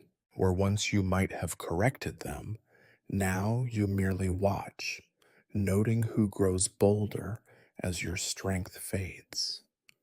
You realize, too, that your suffering has become a tool for others. The court uses your absence, your distraction, as cover for their own ambitions. Favors are granted, appointments made, old debts called in, all under the auspices of relieving the emperor's burdens. You have become an excuse, a shadow behind which others advance their interests. You are reminded of your own youth, how eagerly you once exploited the illness of your predecessors. It is a sobering, even amusing realization. History repeats itself most efficiently in matters of betrayal, and yet some betrayals hurt more than others. There are moments when you catch your own reflection in a polished bowl or a dark window and see the lines of suspicion etched into your face. You recognize that not all treachery is external, the worst comes from within. You doubt your own judgment, second guess your memories, replay old conversations in your head, searching for clues and warnings you missed. Some nights, your mind drifts through a gallery of former friends and loyal retainers, men and women who have vanished or fallen silent as your illness deepened. You wonder what became of them, whether their absence is the result of distance or deliberate abandonment. You remember old oaths and the ease with which they can be broken by necessity, by ambition, by the simple fatigue of watching another man's decline. Even the rituals of religion become suspect. The priests who once prayed for your recovery now pray for your soul, their words heavy with a finality that suggests their own impatience. The confessions they solicit feel less like acts of mercy and more like bureaucratic tasks to be completed before the inevitable. You suspect some of them have already begun composing the prayers for your funeral, slotting your name into the spaces left by their predecessors. You try for a time to forgive these betrayals. After all, you reason, is it not natural for the world to move on, to shift its attention and its loyalty to the next in line? But forgiveness is difficult, and your despair feeds on every fresh disappointment. You grow more silent, more watchful, less willing to trust even the smallest kindness. In the end, you realize that dying is not just a lonely business, it is a profoundly political one. Your last days, like your first, are shaped not only by what you have done, but by what others do in response. Betrayal is the air you breathe, and it lingers long after trust has withered. You close your eyes and listen to the murmurs outside your chamber. They are not prayers, they are not songs of mourning, they are plans, already, plans for a world without you. It happens without warning, a moment both trivial and devastating. One morning, after a night of troubled half sleep, you are propped upright by servants whose faces you barely register. You feel the cool scrape of a cloth across your cheeks and catch, in the basin of water set at your bedside, a faint glimmer of your own reflection. You do not know this face. The eyes staring back at you are sunken, almost disappearing into their sockets, the whites tinged with a sickly yellow. The once proud nose is sharpened, more beak than bridge. The lips are cracked, rimmed with fever blisters. A tangle of thin, brittle hair clings to your scalp, threaded with gray and sticking out at wild, uneven angles. Your beard, long your symbol of authority and dignity, is patchy now, splotched with bare skin, as if moths have been at it. You are no stranger to aging. Over the years, you have watched as lines crept in around your eyes, as flesh softened, as youth receded. But this is something else. This is a transformation so complete it feels like theft. Your skin has taken on the waxen translucence of a corpse, stretched thin over the bones of your jaw and cheeks. Every movement, every twitch of the lips or flutter of the eyelids reveals the effort behind the mask. Even your teeth have begun to loosen, each one a small and private agony. There is in this new face a quality of accusation. It is as if your body, after decades of service, has finally decided to reveal its true opinion of you, a long, slow sneer at your former arrogance, your pretensions of invulnerability. You, who once filled halls with your presence, now appear barely substantial, a sketch drawn in trembling lines. You try to summon a frown, a look of command, but the image only wavers, the mouth drooping into something pathetic. Your attendants see it, though they pretend otherwise. Their eyes slide away from your face when they wash and dress you. They avoid meeting your gaze in the glass. One girl, new to your chamber, cannot hide her horror and drops the basin with a crash, the water flooding across the floor. She is scolded and sent away, but the memory lingers. It is not your illness that frightens her. It is your transformation from emperor into something pitiable, almost monstrous. You try for a moment to remember the last time you truly saw yourself. Was it months ago, standing before the tall mirror in your old chambers, the one gilded with lions and vines? You recall feeling tired, but still yourself, a little older, a little slower, but recognizably Henry. Now, even your memory betrays you. The image in the water's surface ripples and distorts, refusing to resolve into anything you recognize. The doctors claim it is natural, a symptom of humor imbalance, the inevitable result of wasting and fever.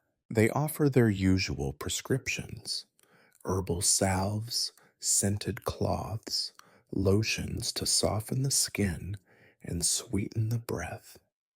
But the change is deeper than flesh. You can feel it in your bones, in the way your joints crack and your muscles fail. You are shrinking, your body collapsing inward, becoming a relic even before death has claimed you. You find yourself scrutinizing every new mark and blemish. There are bruises where none should be, a constant rash that comes and goes, a scab on your forearm that refuses to heal. The skin on your hands, once broad and strong, able to command the loyalty of knights with a gesture, now hangs loose, mottled with age spots and traced with blue veins. Sometimes you flex your fingers, hoping to feel a trace of the old strength. Instead, there is only pain and the memory of what you once were. At times, you wonder what others see when they look at you. The court physicians, who now treat you as an interesting specimen. Your children, who avert their eyes and talk of business instead. Your priests, who study your face for signs of sin and repentance. You wonder if they remember the man you were, or if you are already nothing more than a lesson, a warning written in flesh. There are cruel moments when you recall your rivals, those who died suddenly, their faces unchanged, preserved in the mind's eye as they were in their prime. How lucky, you think, to have been spared this gradual erasure. How merciful to slip away before one's reflection turns to mockery. There are other moments, quieter and more honest, when you realize you no longer care what you look like. The fight is gone. The face in the basin is merely another symptom, a signpost on the road you cannot turn back from. You have grown used to disgust, to pity, to the awkward kindness of those who serve you. The emperor is gone from your reflection, replaced by a stranger whose only task is to endure. You begin to avoid your own image. When the servants clean your face or change your linens, you keep your eyes closed. When they hold up a mirror, you turn away. The world has shrunk to the space inside your skin, a country growing smaller every day. Still, every so often, a flash of memory catches you off guard, a younger face in polished armor, eyes bright and defiant, laughter echoing through a banquet hall. It is not regret you feel exactly, more a bewilderment that you too were once young and strong and alive. The contrast is so stark, it feels almost comical. In the end, you are left only with a quiet, bitter amusement at the vanity of men and the inescapable truth that even emperors outlive their own faces. As your world shrinks to the size of your sickbed, the only escape left is inward. Your body, once restless and eager for movement, now rebels at the slightest exertion.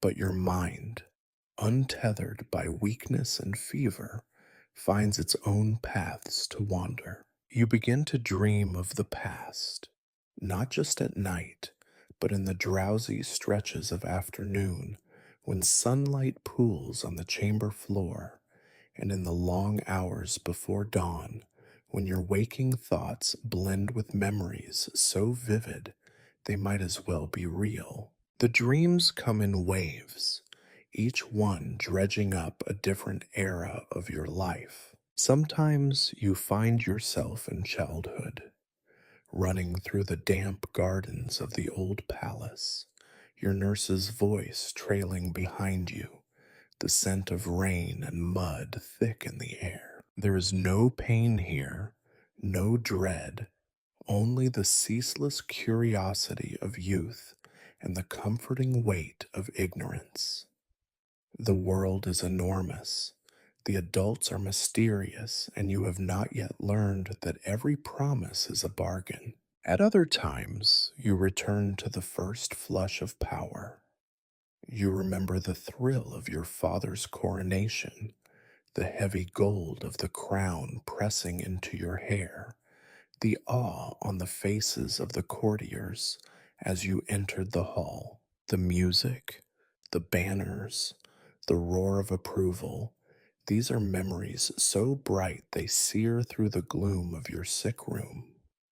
You recall the intoxicating certainty that all things were possible, that your will alone could shape the world. You dream of battles, real and imagined, fields shrouded in morning mist, the cold bite of mail against your skin, the sharp tang of sweat and fear. In these memories, your horse is tireless, your sword never falters, and you are always victorious. You relive the clash and tumult, the brief, shining clarity when all doubt falls away. You remember the faces of comrades lost, the gratitude of those you spared, the pride in your own unbreakable body. Feasts return to you too, endless tables groaning with food, goblets raised high, laughter echoing under vaulted ceilings. You see yourself at the center of it all, beloved and feared, the architect of alliances and the destroyer of enemies. You taste sweet wine, feel the press of warm flesh beside you, hear the music and applause that once seemed your birthright. There is a heady, intoxicating sense of permanence in these visions, a lie you once believed with all your heart. But not all dreams are kind. Shadows creep in at the edges. Old rivals reappear, faces warped by time and memory. Arguments replay themselves with new venom. Betrayals sting afresh. You hear your own voice, young, reckless, too certain, and you cringe at its arrogance. You see choices branching out, paths you might have taken, the friends you lost through stubbornness, the loves you squandered out of pride. The ghosts of your mistakes are as present as the ghosts of your victories. Sometimes the dreams turn bitter, tainted by regret. You relive your worst decisions in endless detail, the signing of a fateful decree, the sending of a trusted friend into exile, the harsh words spoken in anger and never recalled. You wake from these reveries sweating and hollow, the taste of old grief thick in your mouth. The line between memory and fantasy blurs. Did you really stand on that hilltop, watching the sunrise after a night of victory? Was it truly your voice that held 1,000 men in thrall? Did the woman you loved ever look at you with such gentleness? Or is that a trick your mind plays, smoothing the sharp edges of history? You no longer know. The past, like your own body, has become untrustworthy. Your attendants notice when you are lost in these reveries. They whisper among themselves, worrying that the fever is rising again, that your mind is slipping into delirium. They offer you cold cloths and muttered prayers, but you wave them away. These journeys are the only solace left to you, the only space where pain and weakness cannot follow. You savor the clarity of each detail, the fleeting sense of strength and purpose, even as you know it cannot last. With each passing day, the dreams grow more seductive, the present more intolerable. You find yourself longing for sleep, for the oblivion of memory, for the comfort of a world that is already gone.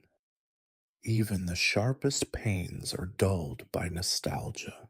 You understand now why the dying so often talk to the dead, why their final words are names from long ago. The past is a refuge, the only one that cannot be taken by force or treachery. And so you drift, sometimes for hours, sometimes for whole days, on this slow current of memory. Your body grows weaker, but your mind returns again and again to the scenes that shaped you, the moments that, for better or worse, made you emperor and now slowly unmake you. You know, even as you chase these shadows, that there is no going back. The past is a kingdom closed to the living, its gates barred by time and regret.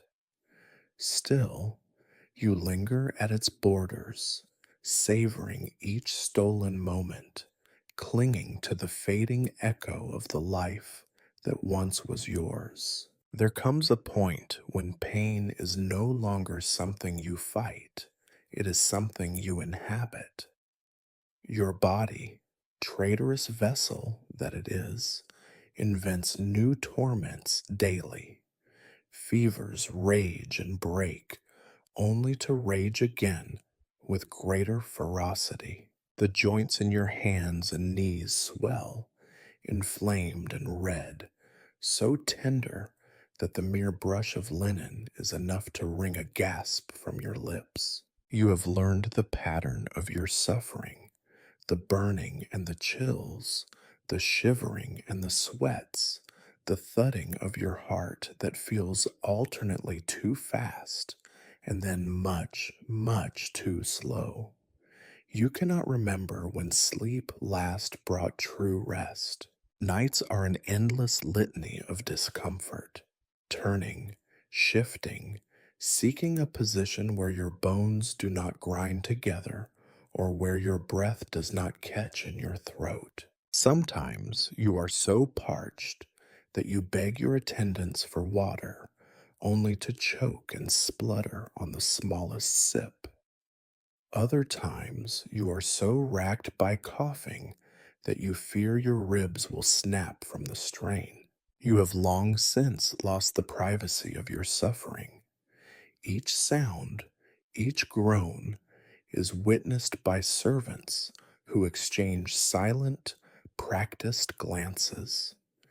They come to you with fresh bandages, with foul smelling poultices meant to cool your fevered brow. They change your linens, now soiled too often by the humiliations of a failing body.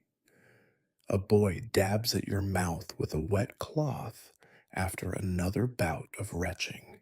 You wonder, vaguely, if this is what it means to return to infancy, to lose dignity by inches as your flesh reverts to helplessness.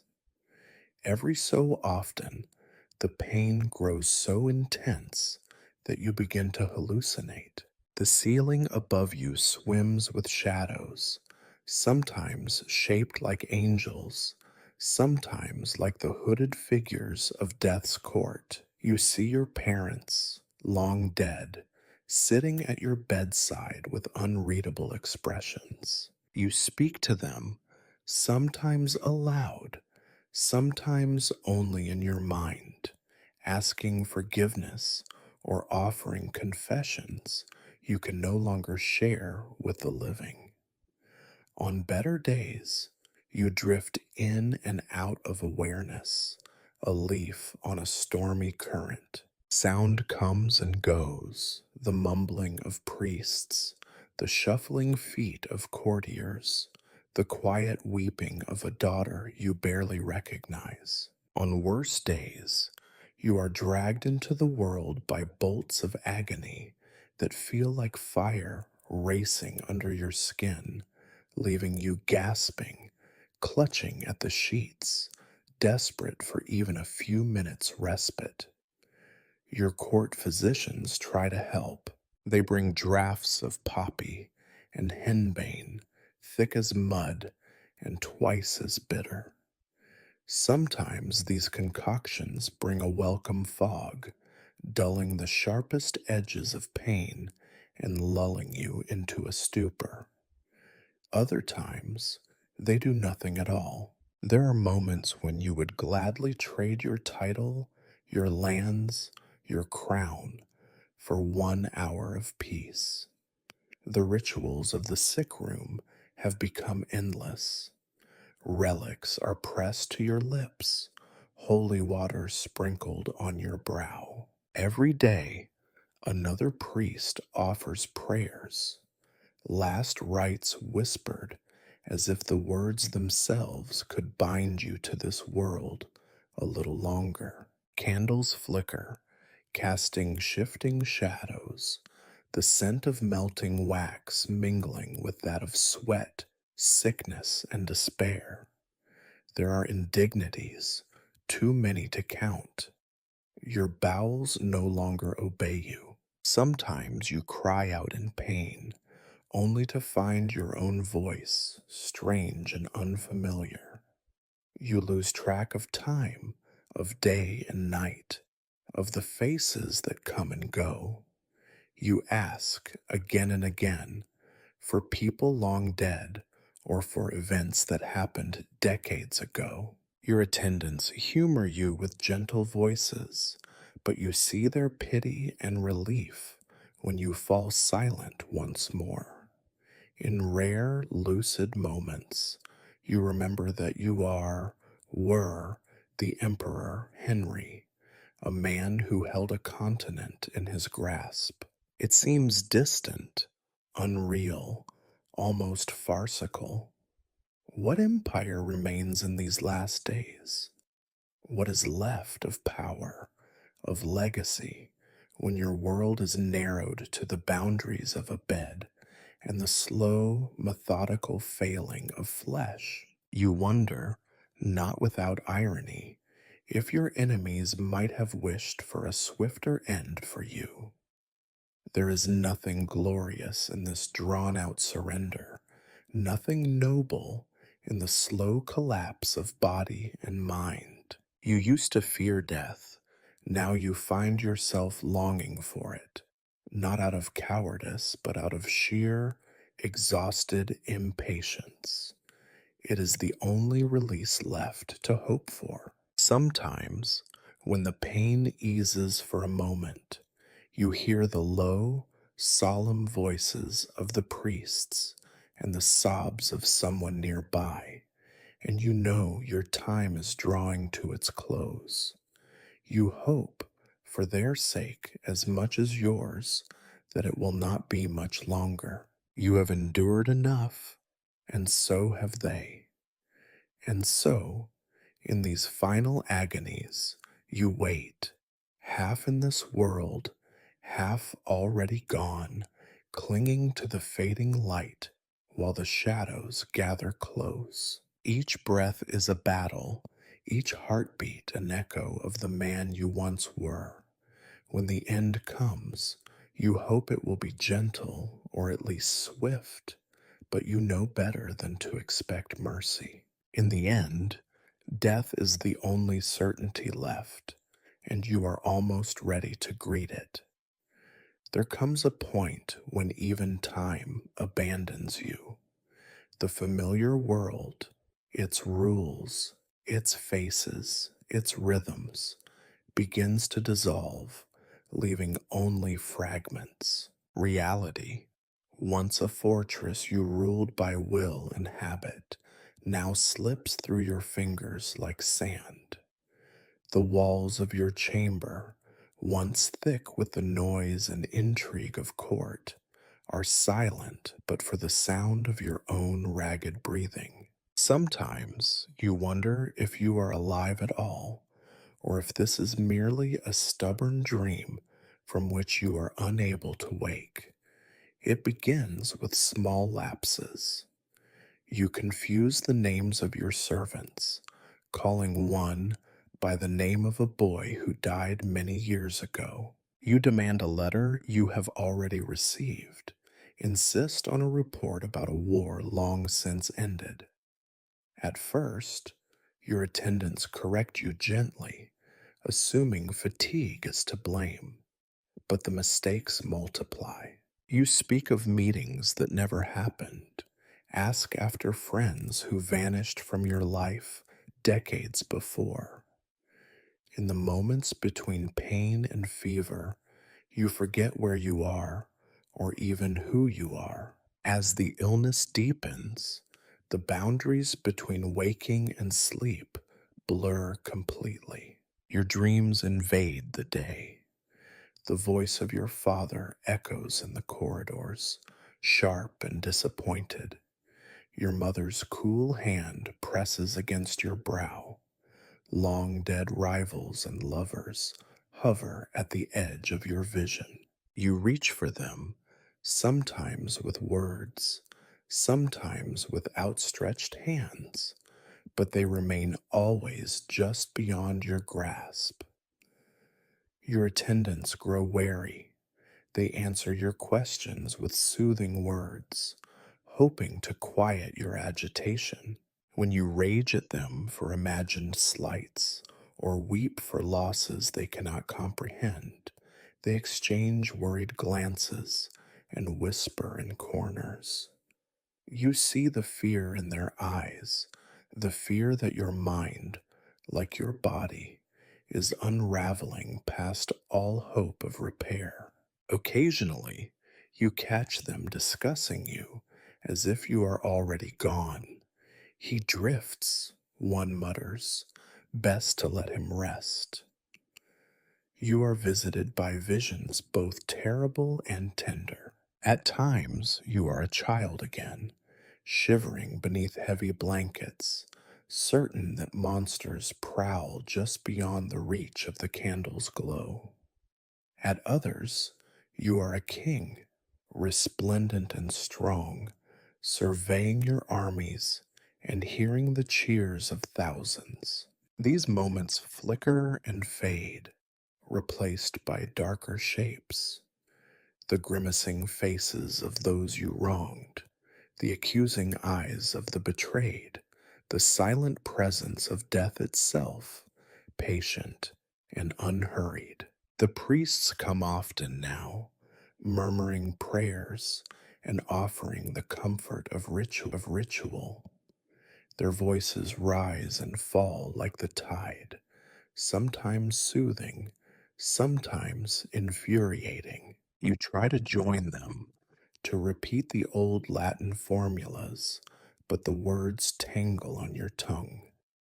You drift into nonsense, muttering scraps of scripture and old curses alike. You see the confusion in the priest's face, the pity in his eyes. He pats your hand and continues, as if for both your sakes. You find yourself increasingly unable to distinguish between past and present. One day you are convinced you are riding into battle, sword in hand, only to wake and find yourself clutching a twisted sheet. Another time, you are certain you are at a feast, music ringing in your ears, until the clatter resolves itself into the noise of servants changing your bedding. The boundary between memory and delusion is as thin as your parchment skin. Sometimes you catch yourself speaking to the dead. You address your father, begging his approval. You argue with your son, pleading for understanding. You confess to lovers, seeking forgiveness. Occasionally, a living face intrudes, your daughter, your physician, your confessor, but even they seem insubstantial, half remembered from another world. You ask them questions that make no sense, or issue orders that cannot be obeyed. Their replies float past you, ungraspable, as if spoken underwater. There are flashes of terror, moments when you realize, with chilling clarity, that you are losing yourself. You try to anchor yourself in the present. You recite your own name, your titles, the prayers you learned as a child, but the anchors slip and you are left adrift. Sometimes you panic, grasping at the hands of those nearby, demanding they tell you where you are, who you are, why you are in pain. Their reassurances are soft, practiced, as empty as the echoing chamber. Other times, there is only apathy. The effort of holding on becomes too great, and you surrender to the drift. It is easier, sometimes, to lose yourself in the flood of images and half remembered voices, to float away on the current of your own unraveling mind. The world outside your chamber is a rumor, a fading echo.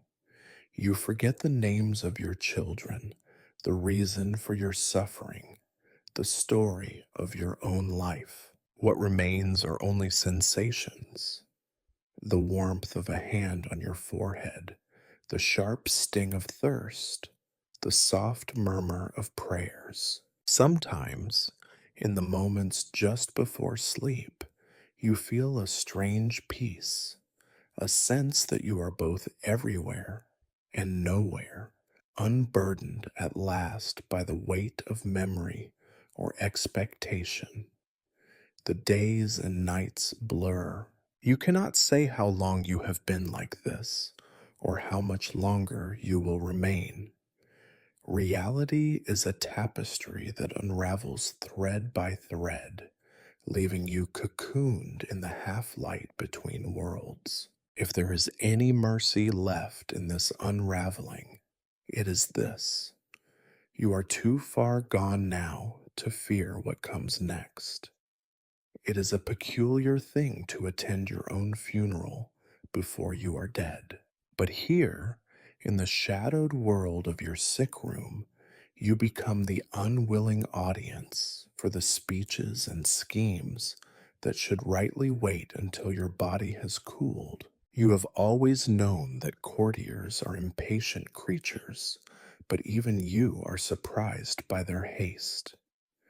It turns out that dying is not a private affair for emperors. It is a rehearsal for the power struggles to come. It begins quietly. At first, it is just a slip of the tongue. A bishop, kneeling by your bedside, accidentally refers to you in the past tense before correcting himself with a forced cough and a hasty prayer.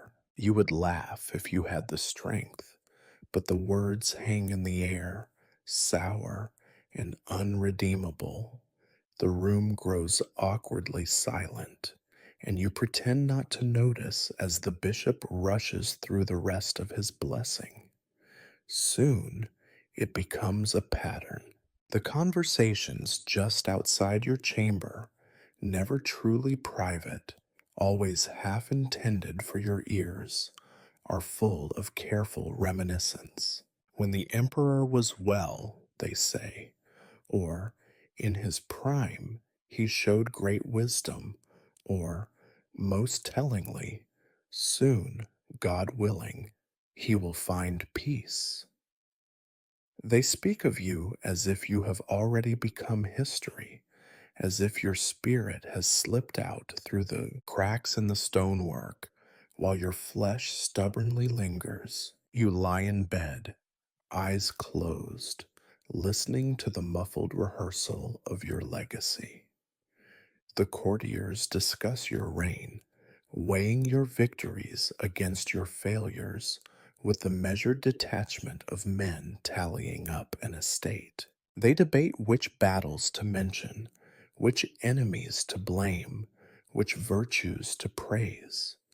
They argue about the proper place for your tomb, the design of your monument, the tone of the oration that will announce your departure to the world.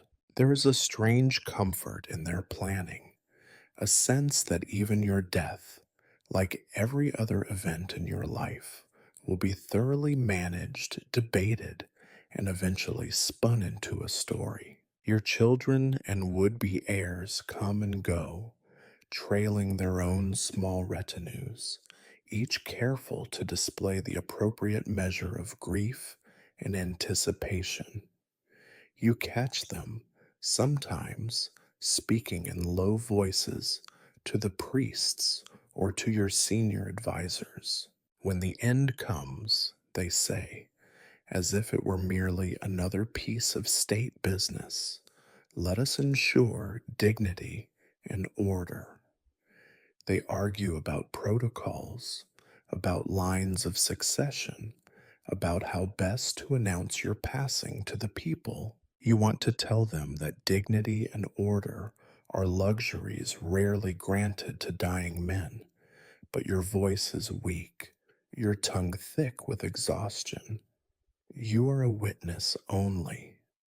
There are other speeches, too, less public, less polished. Late at night, when they think you are sleeping, you hear your most loyal retainers recall your moments of kindness or rage, your cleverness, your cruelties. Some weep, others seem almost relieved, as if your slow decline has become a burden too great to bear.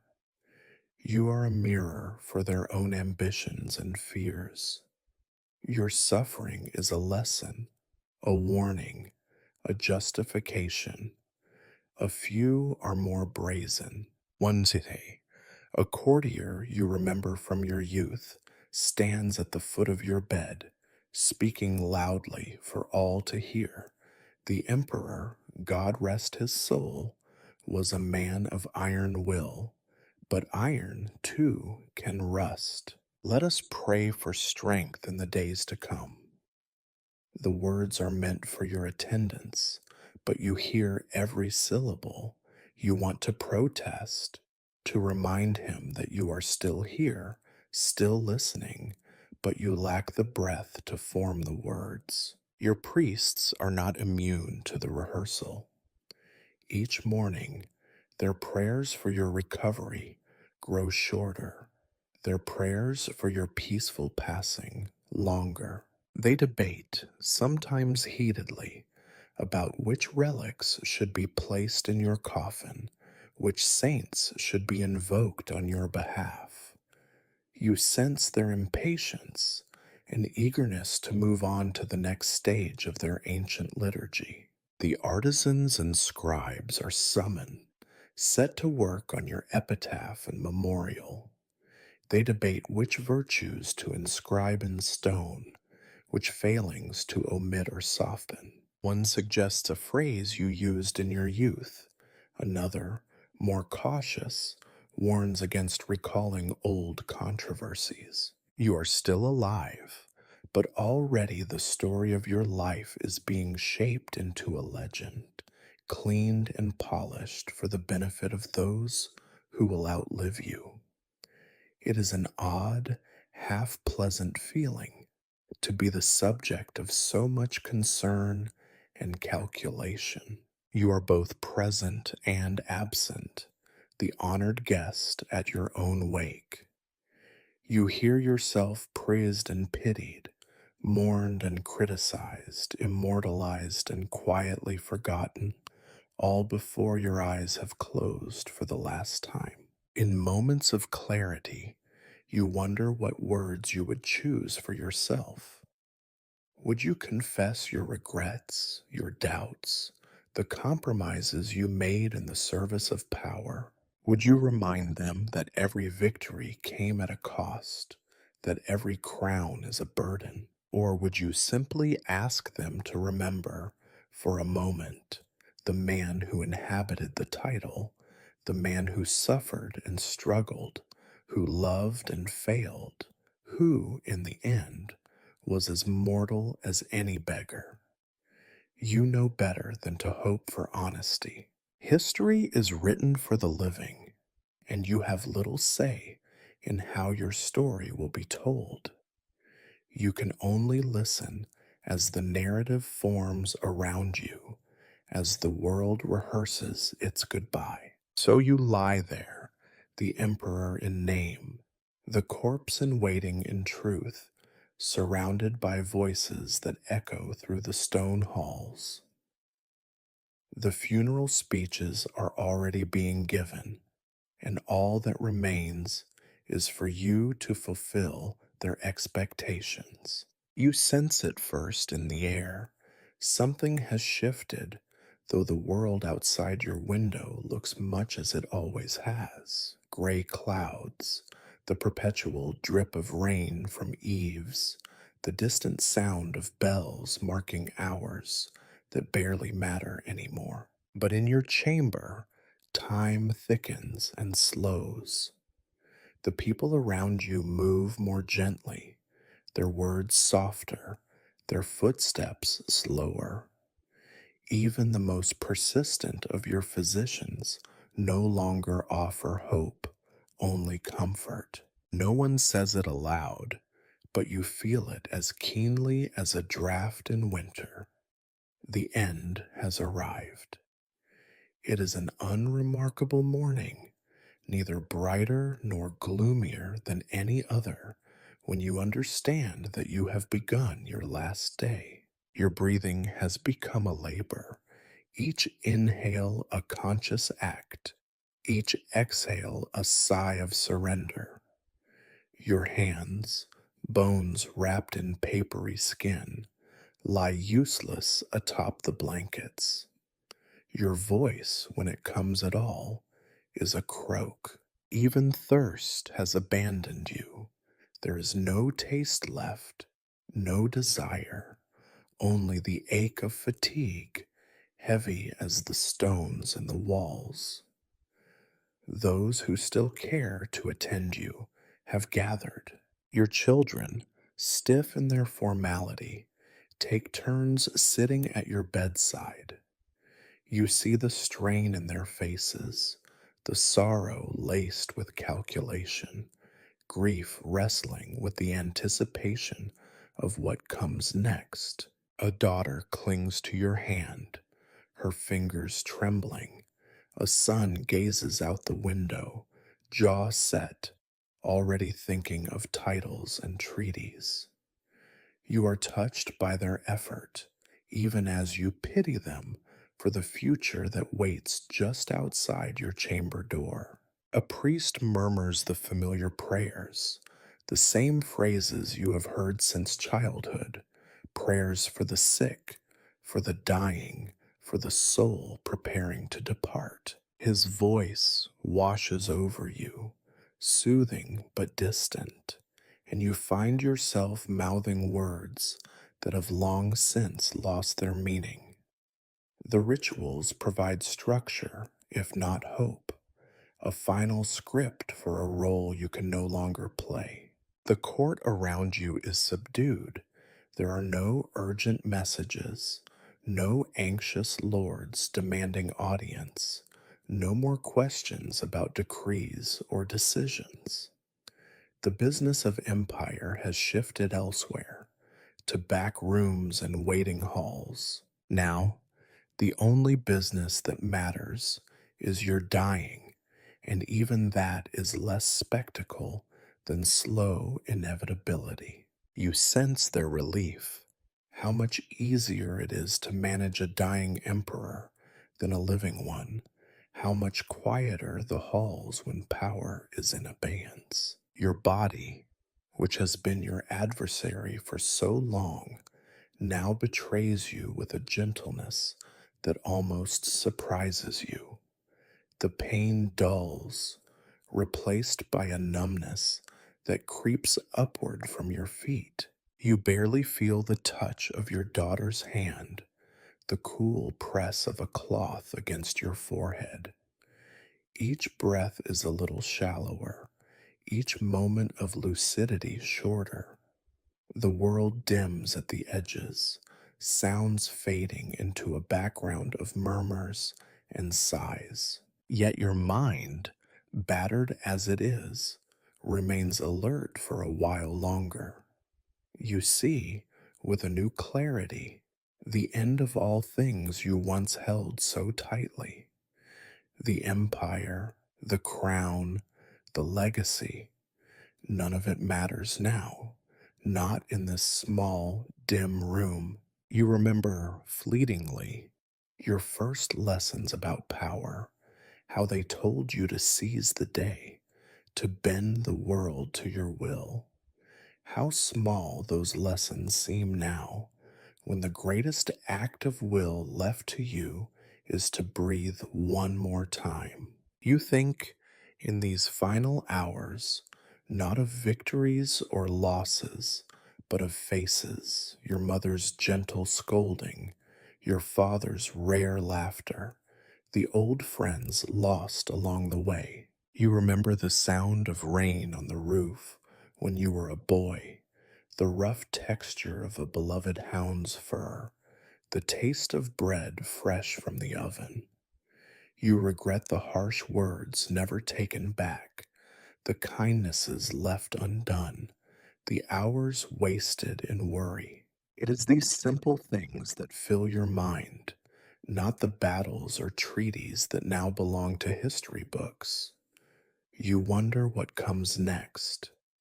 The priests speak of heaven, of reward for the faithful, of peace and reunion.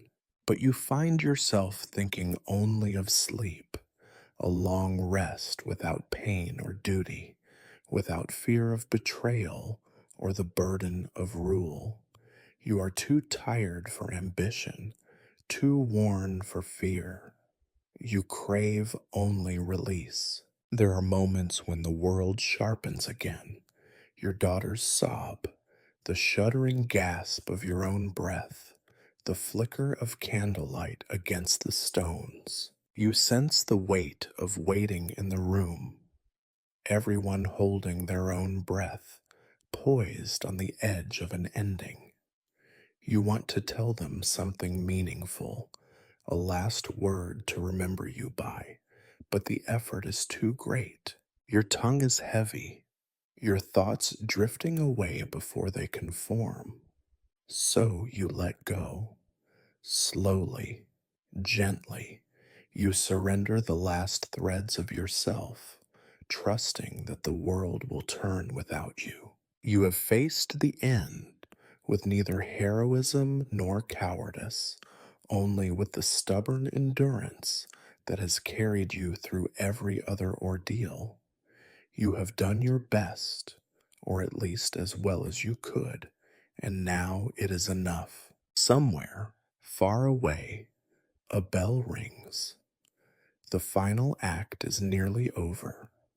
You close your eyes, listen to the hush of those who remain, and wait for the moment when the world will finally release its hold. The last moments of your life are not marked by drama or dignity.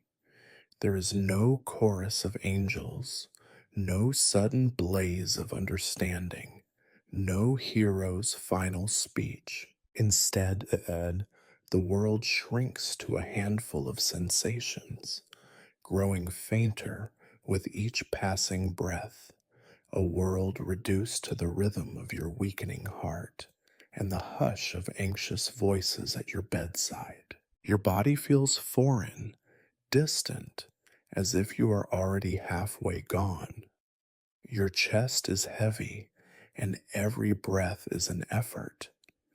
The weight of the blankets is unbearable and yet not enough. Limbs that once wielded a sword, signed decrees, and clasped hands in triumph are now still, pressed by gravity and exhaustion into the mattress. You no longer recognize touch, the gentle hand of a daughter, the firm grip of a priest, the cool cloth on your brow. They all seem to come from another world, meant for someone else. There is a strange calmness, as if the machinery of pain has at last been exhausted.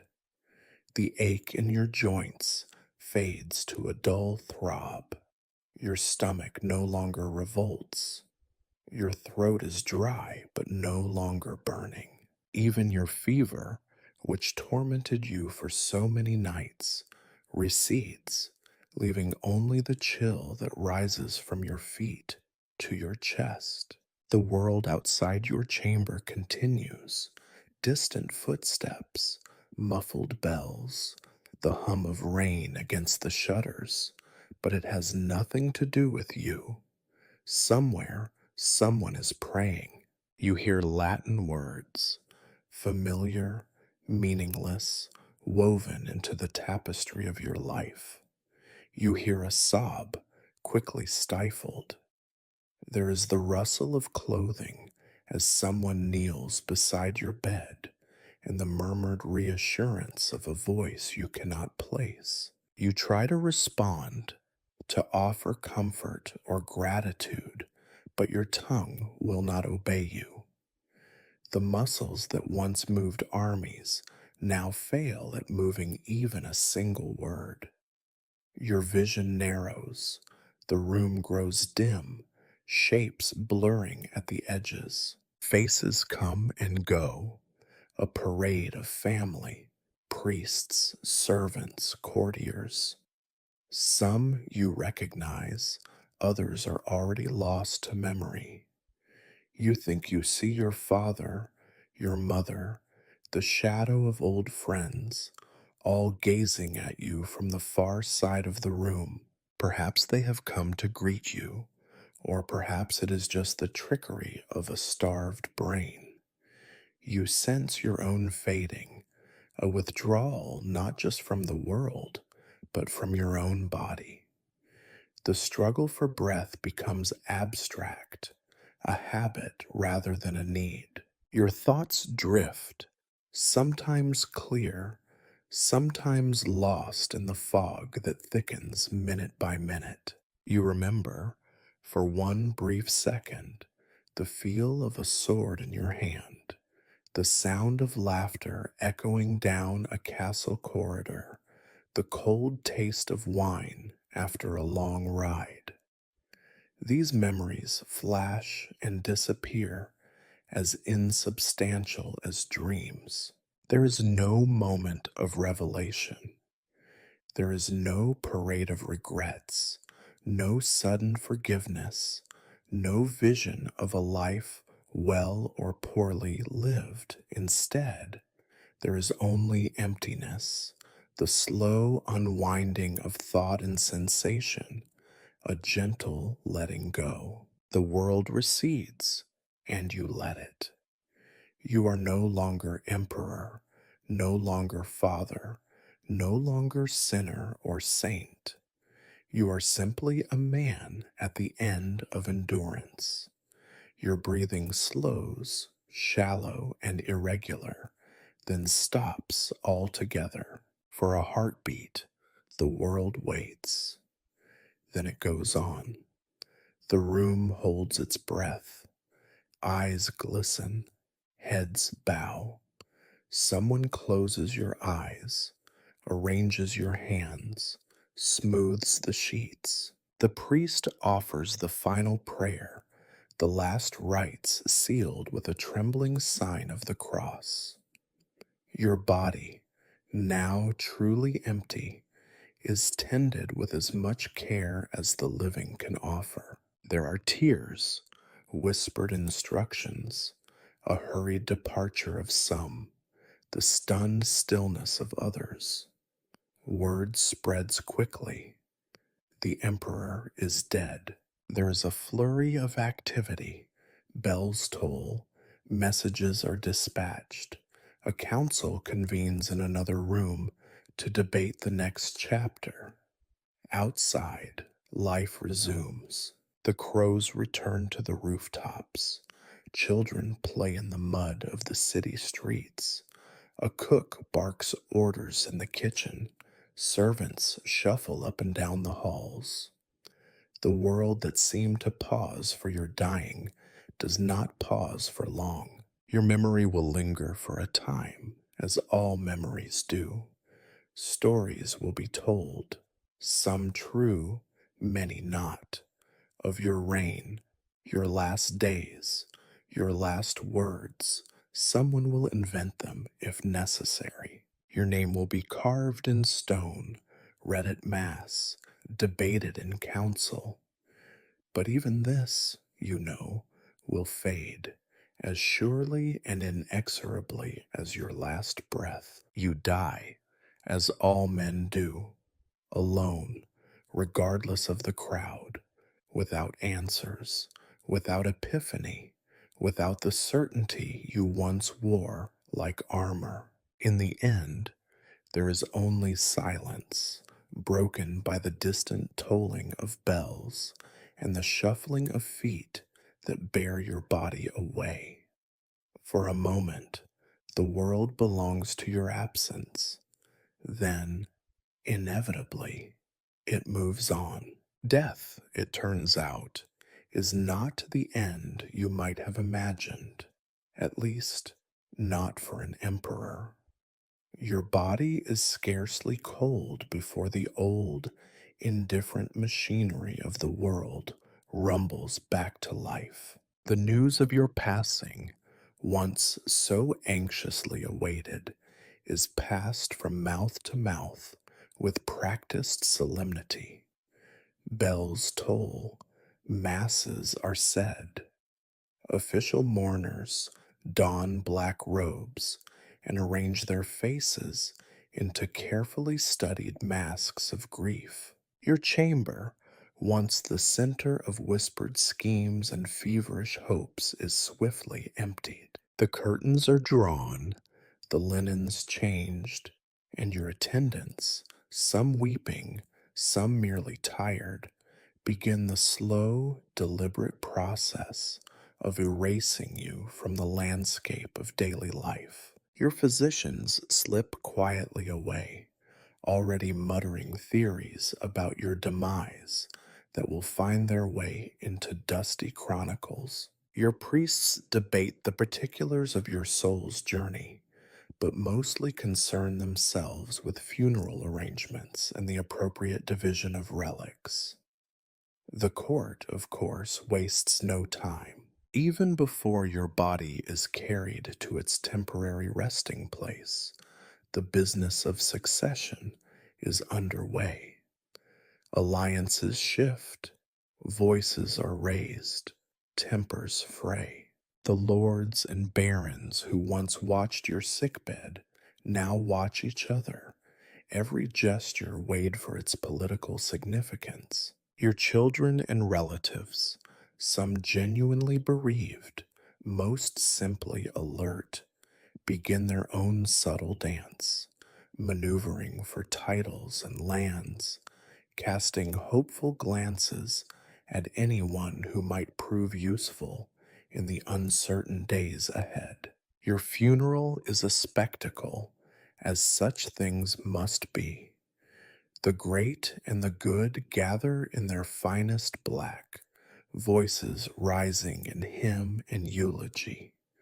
Bishops thunder about the mystery of life and the inevitability of death. Scribes jot down the most memorable phrases, already composing the accounts that will be read by school children centuries hence. Your coffin, adorned with the symbols of office, is carried through streets lined with curious peasants and opportunistic merchants. For a few hours, all the city's attention is upon you, or at least upon the carefully crafted image of you, a man of destiny, of virtue, of suffering heroically borne.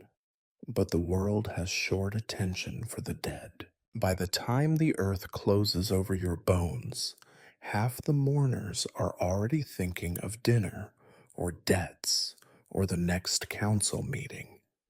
The city resumes its endless bustle. The empire's business, which once paused for your word or your signature, resumes as if it had never truly stopped. Your legacy, so fiercely defended in your own mind, is now the subject of idle speculation in smoky taverns and bored convents. The truth of your life begins to splinter, replaced by rumor, fable, and worst of all, the grinding indifference of bureaucrats. In the days and weeks that follow, the chroniclers set to work. They record your deeds in painstaking detail, the wars, the treaties, the victories, the defeats. They describe your illness in terms both clinical and poetic. Some praise your piety, others whisper about your sins. Your enemies pen careful letters of regret. Your friends claim to have seen omens at the moment of your passing. Your heirs declare their loyalty to your vision, each interpreting it to suit their own ambitions. But history, as you now understand all too well, has no patience for nuance. Your life is flattened, reduced to a sequence of dates, battles, alliances, and deaths. The chroniclers argue over whether your reign marked a golden age or a period of decline. They write about your last illness with the same weary phrases they use for every monarch, a long and wasting sickness, nursed faithfully by those close to him, endured with Christian patience. No one dwells on the reality, the lice, the loneliness, the whispered betrayals, the endless tedium of slow decay. Generations pass, the lines on your tombstone blur beneath the rain and wind.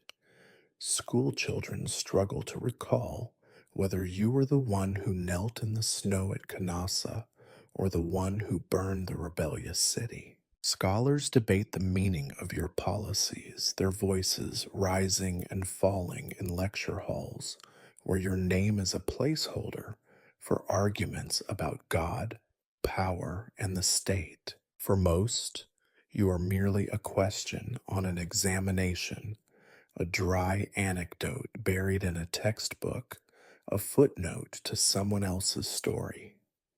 The empire, meanwhile, stumbles onward. Other emperors rise and fall, each certain of their own importance, each destined for the same long, forgettable twilight. Your descendants quarrel over your inheritance, sometimes invoking your memory, more often blaming you for their own misfortunes. Your name, once spoken with fear or hope, becomes a byword for the inevitable irrelevance that swallows all rulers in the end. If there is consolation, it is this: you are not alone. History is crowded with men and women like you, kings, queens, bishops, generals, each the center of their world for a moment, each erased by the slow, grinding indifference of time. The details of your suffering, the sharpness of your final days, fade first in the memory of those who loved you, then in the annals of those paid to remember. In the end, you are only a story told by tired voices to those trying to stay awake. This is your afterlife, not as a soul in torment or a hero in song, but as a cautionary tale recited by the bored, the dutiful, the insomniac. Your greatness, your misery, your mortality, all reduced to a lesson delivered in the slow, soporific tones of boring history for sleep. You are gone. The world continues. The page turns.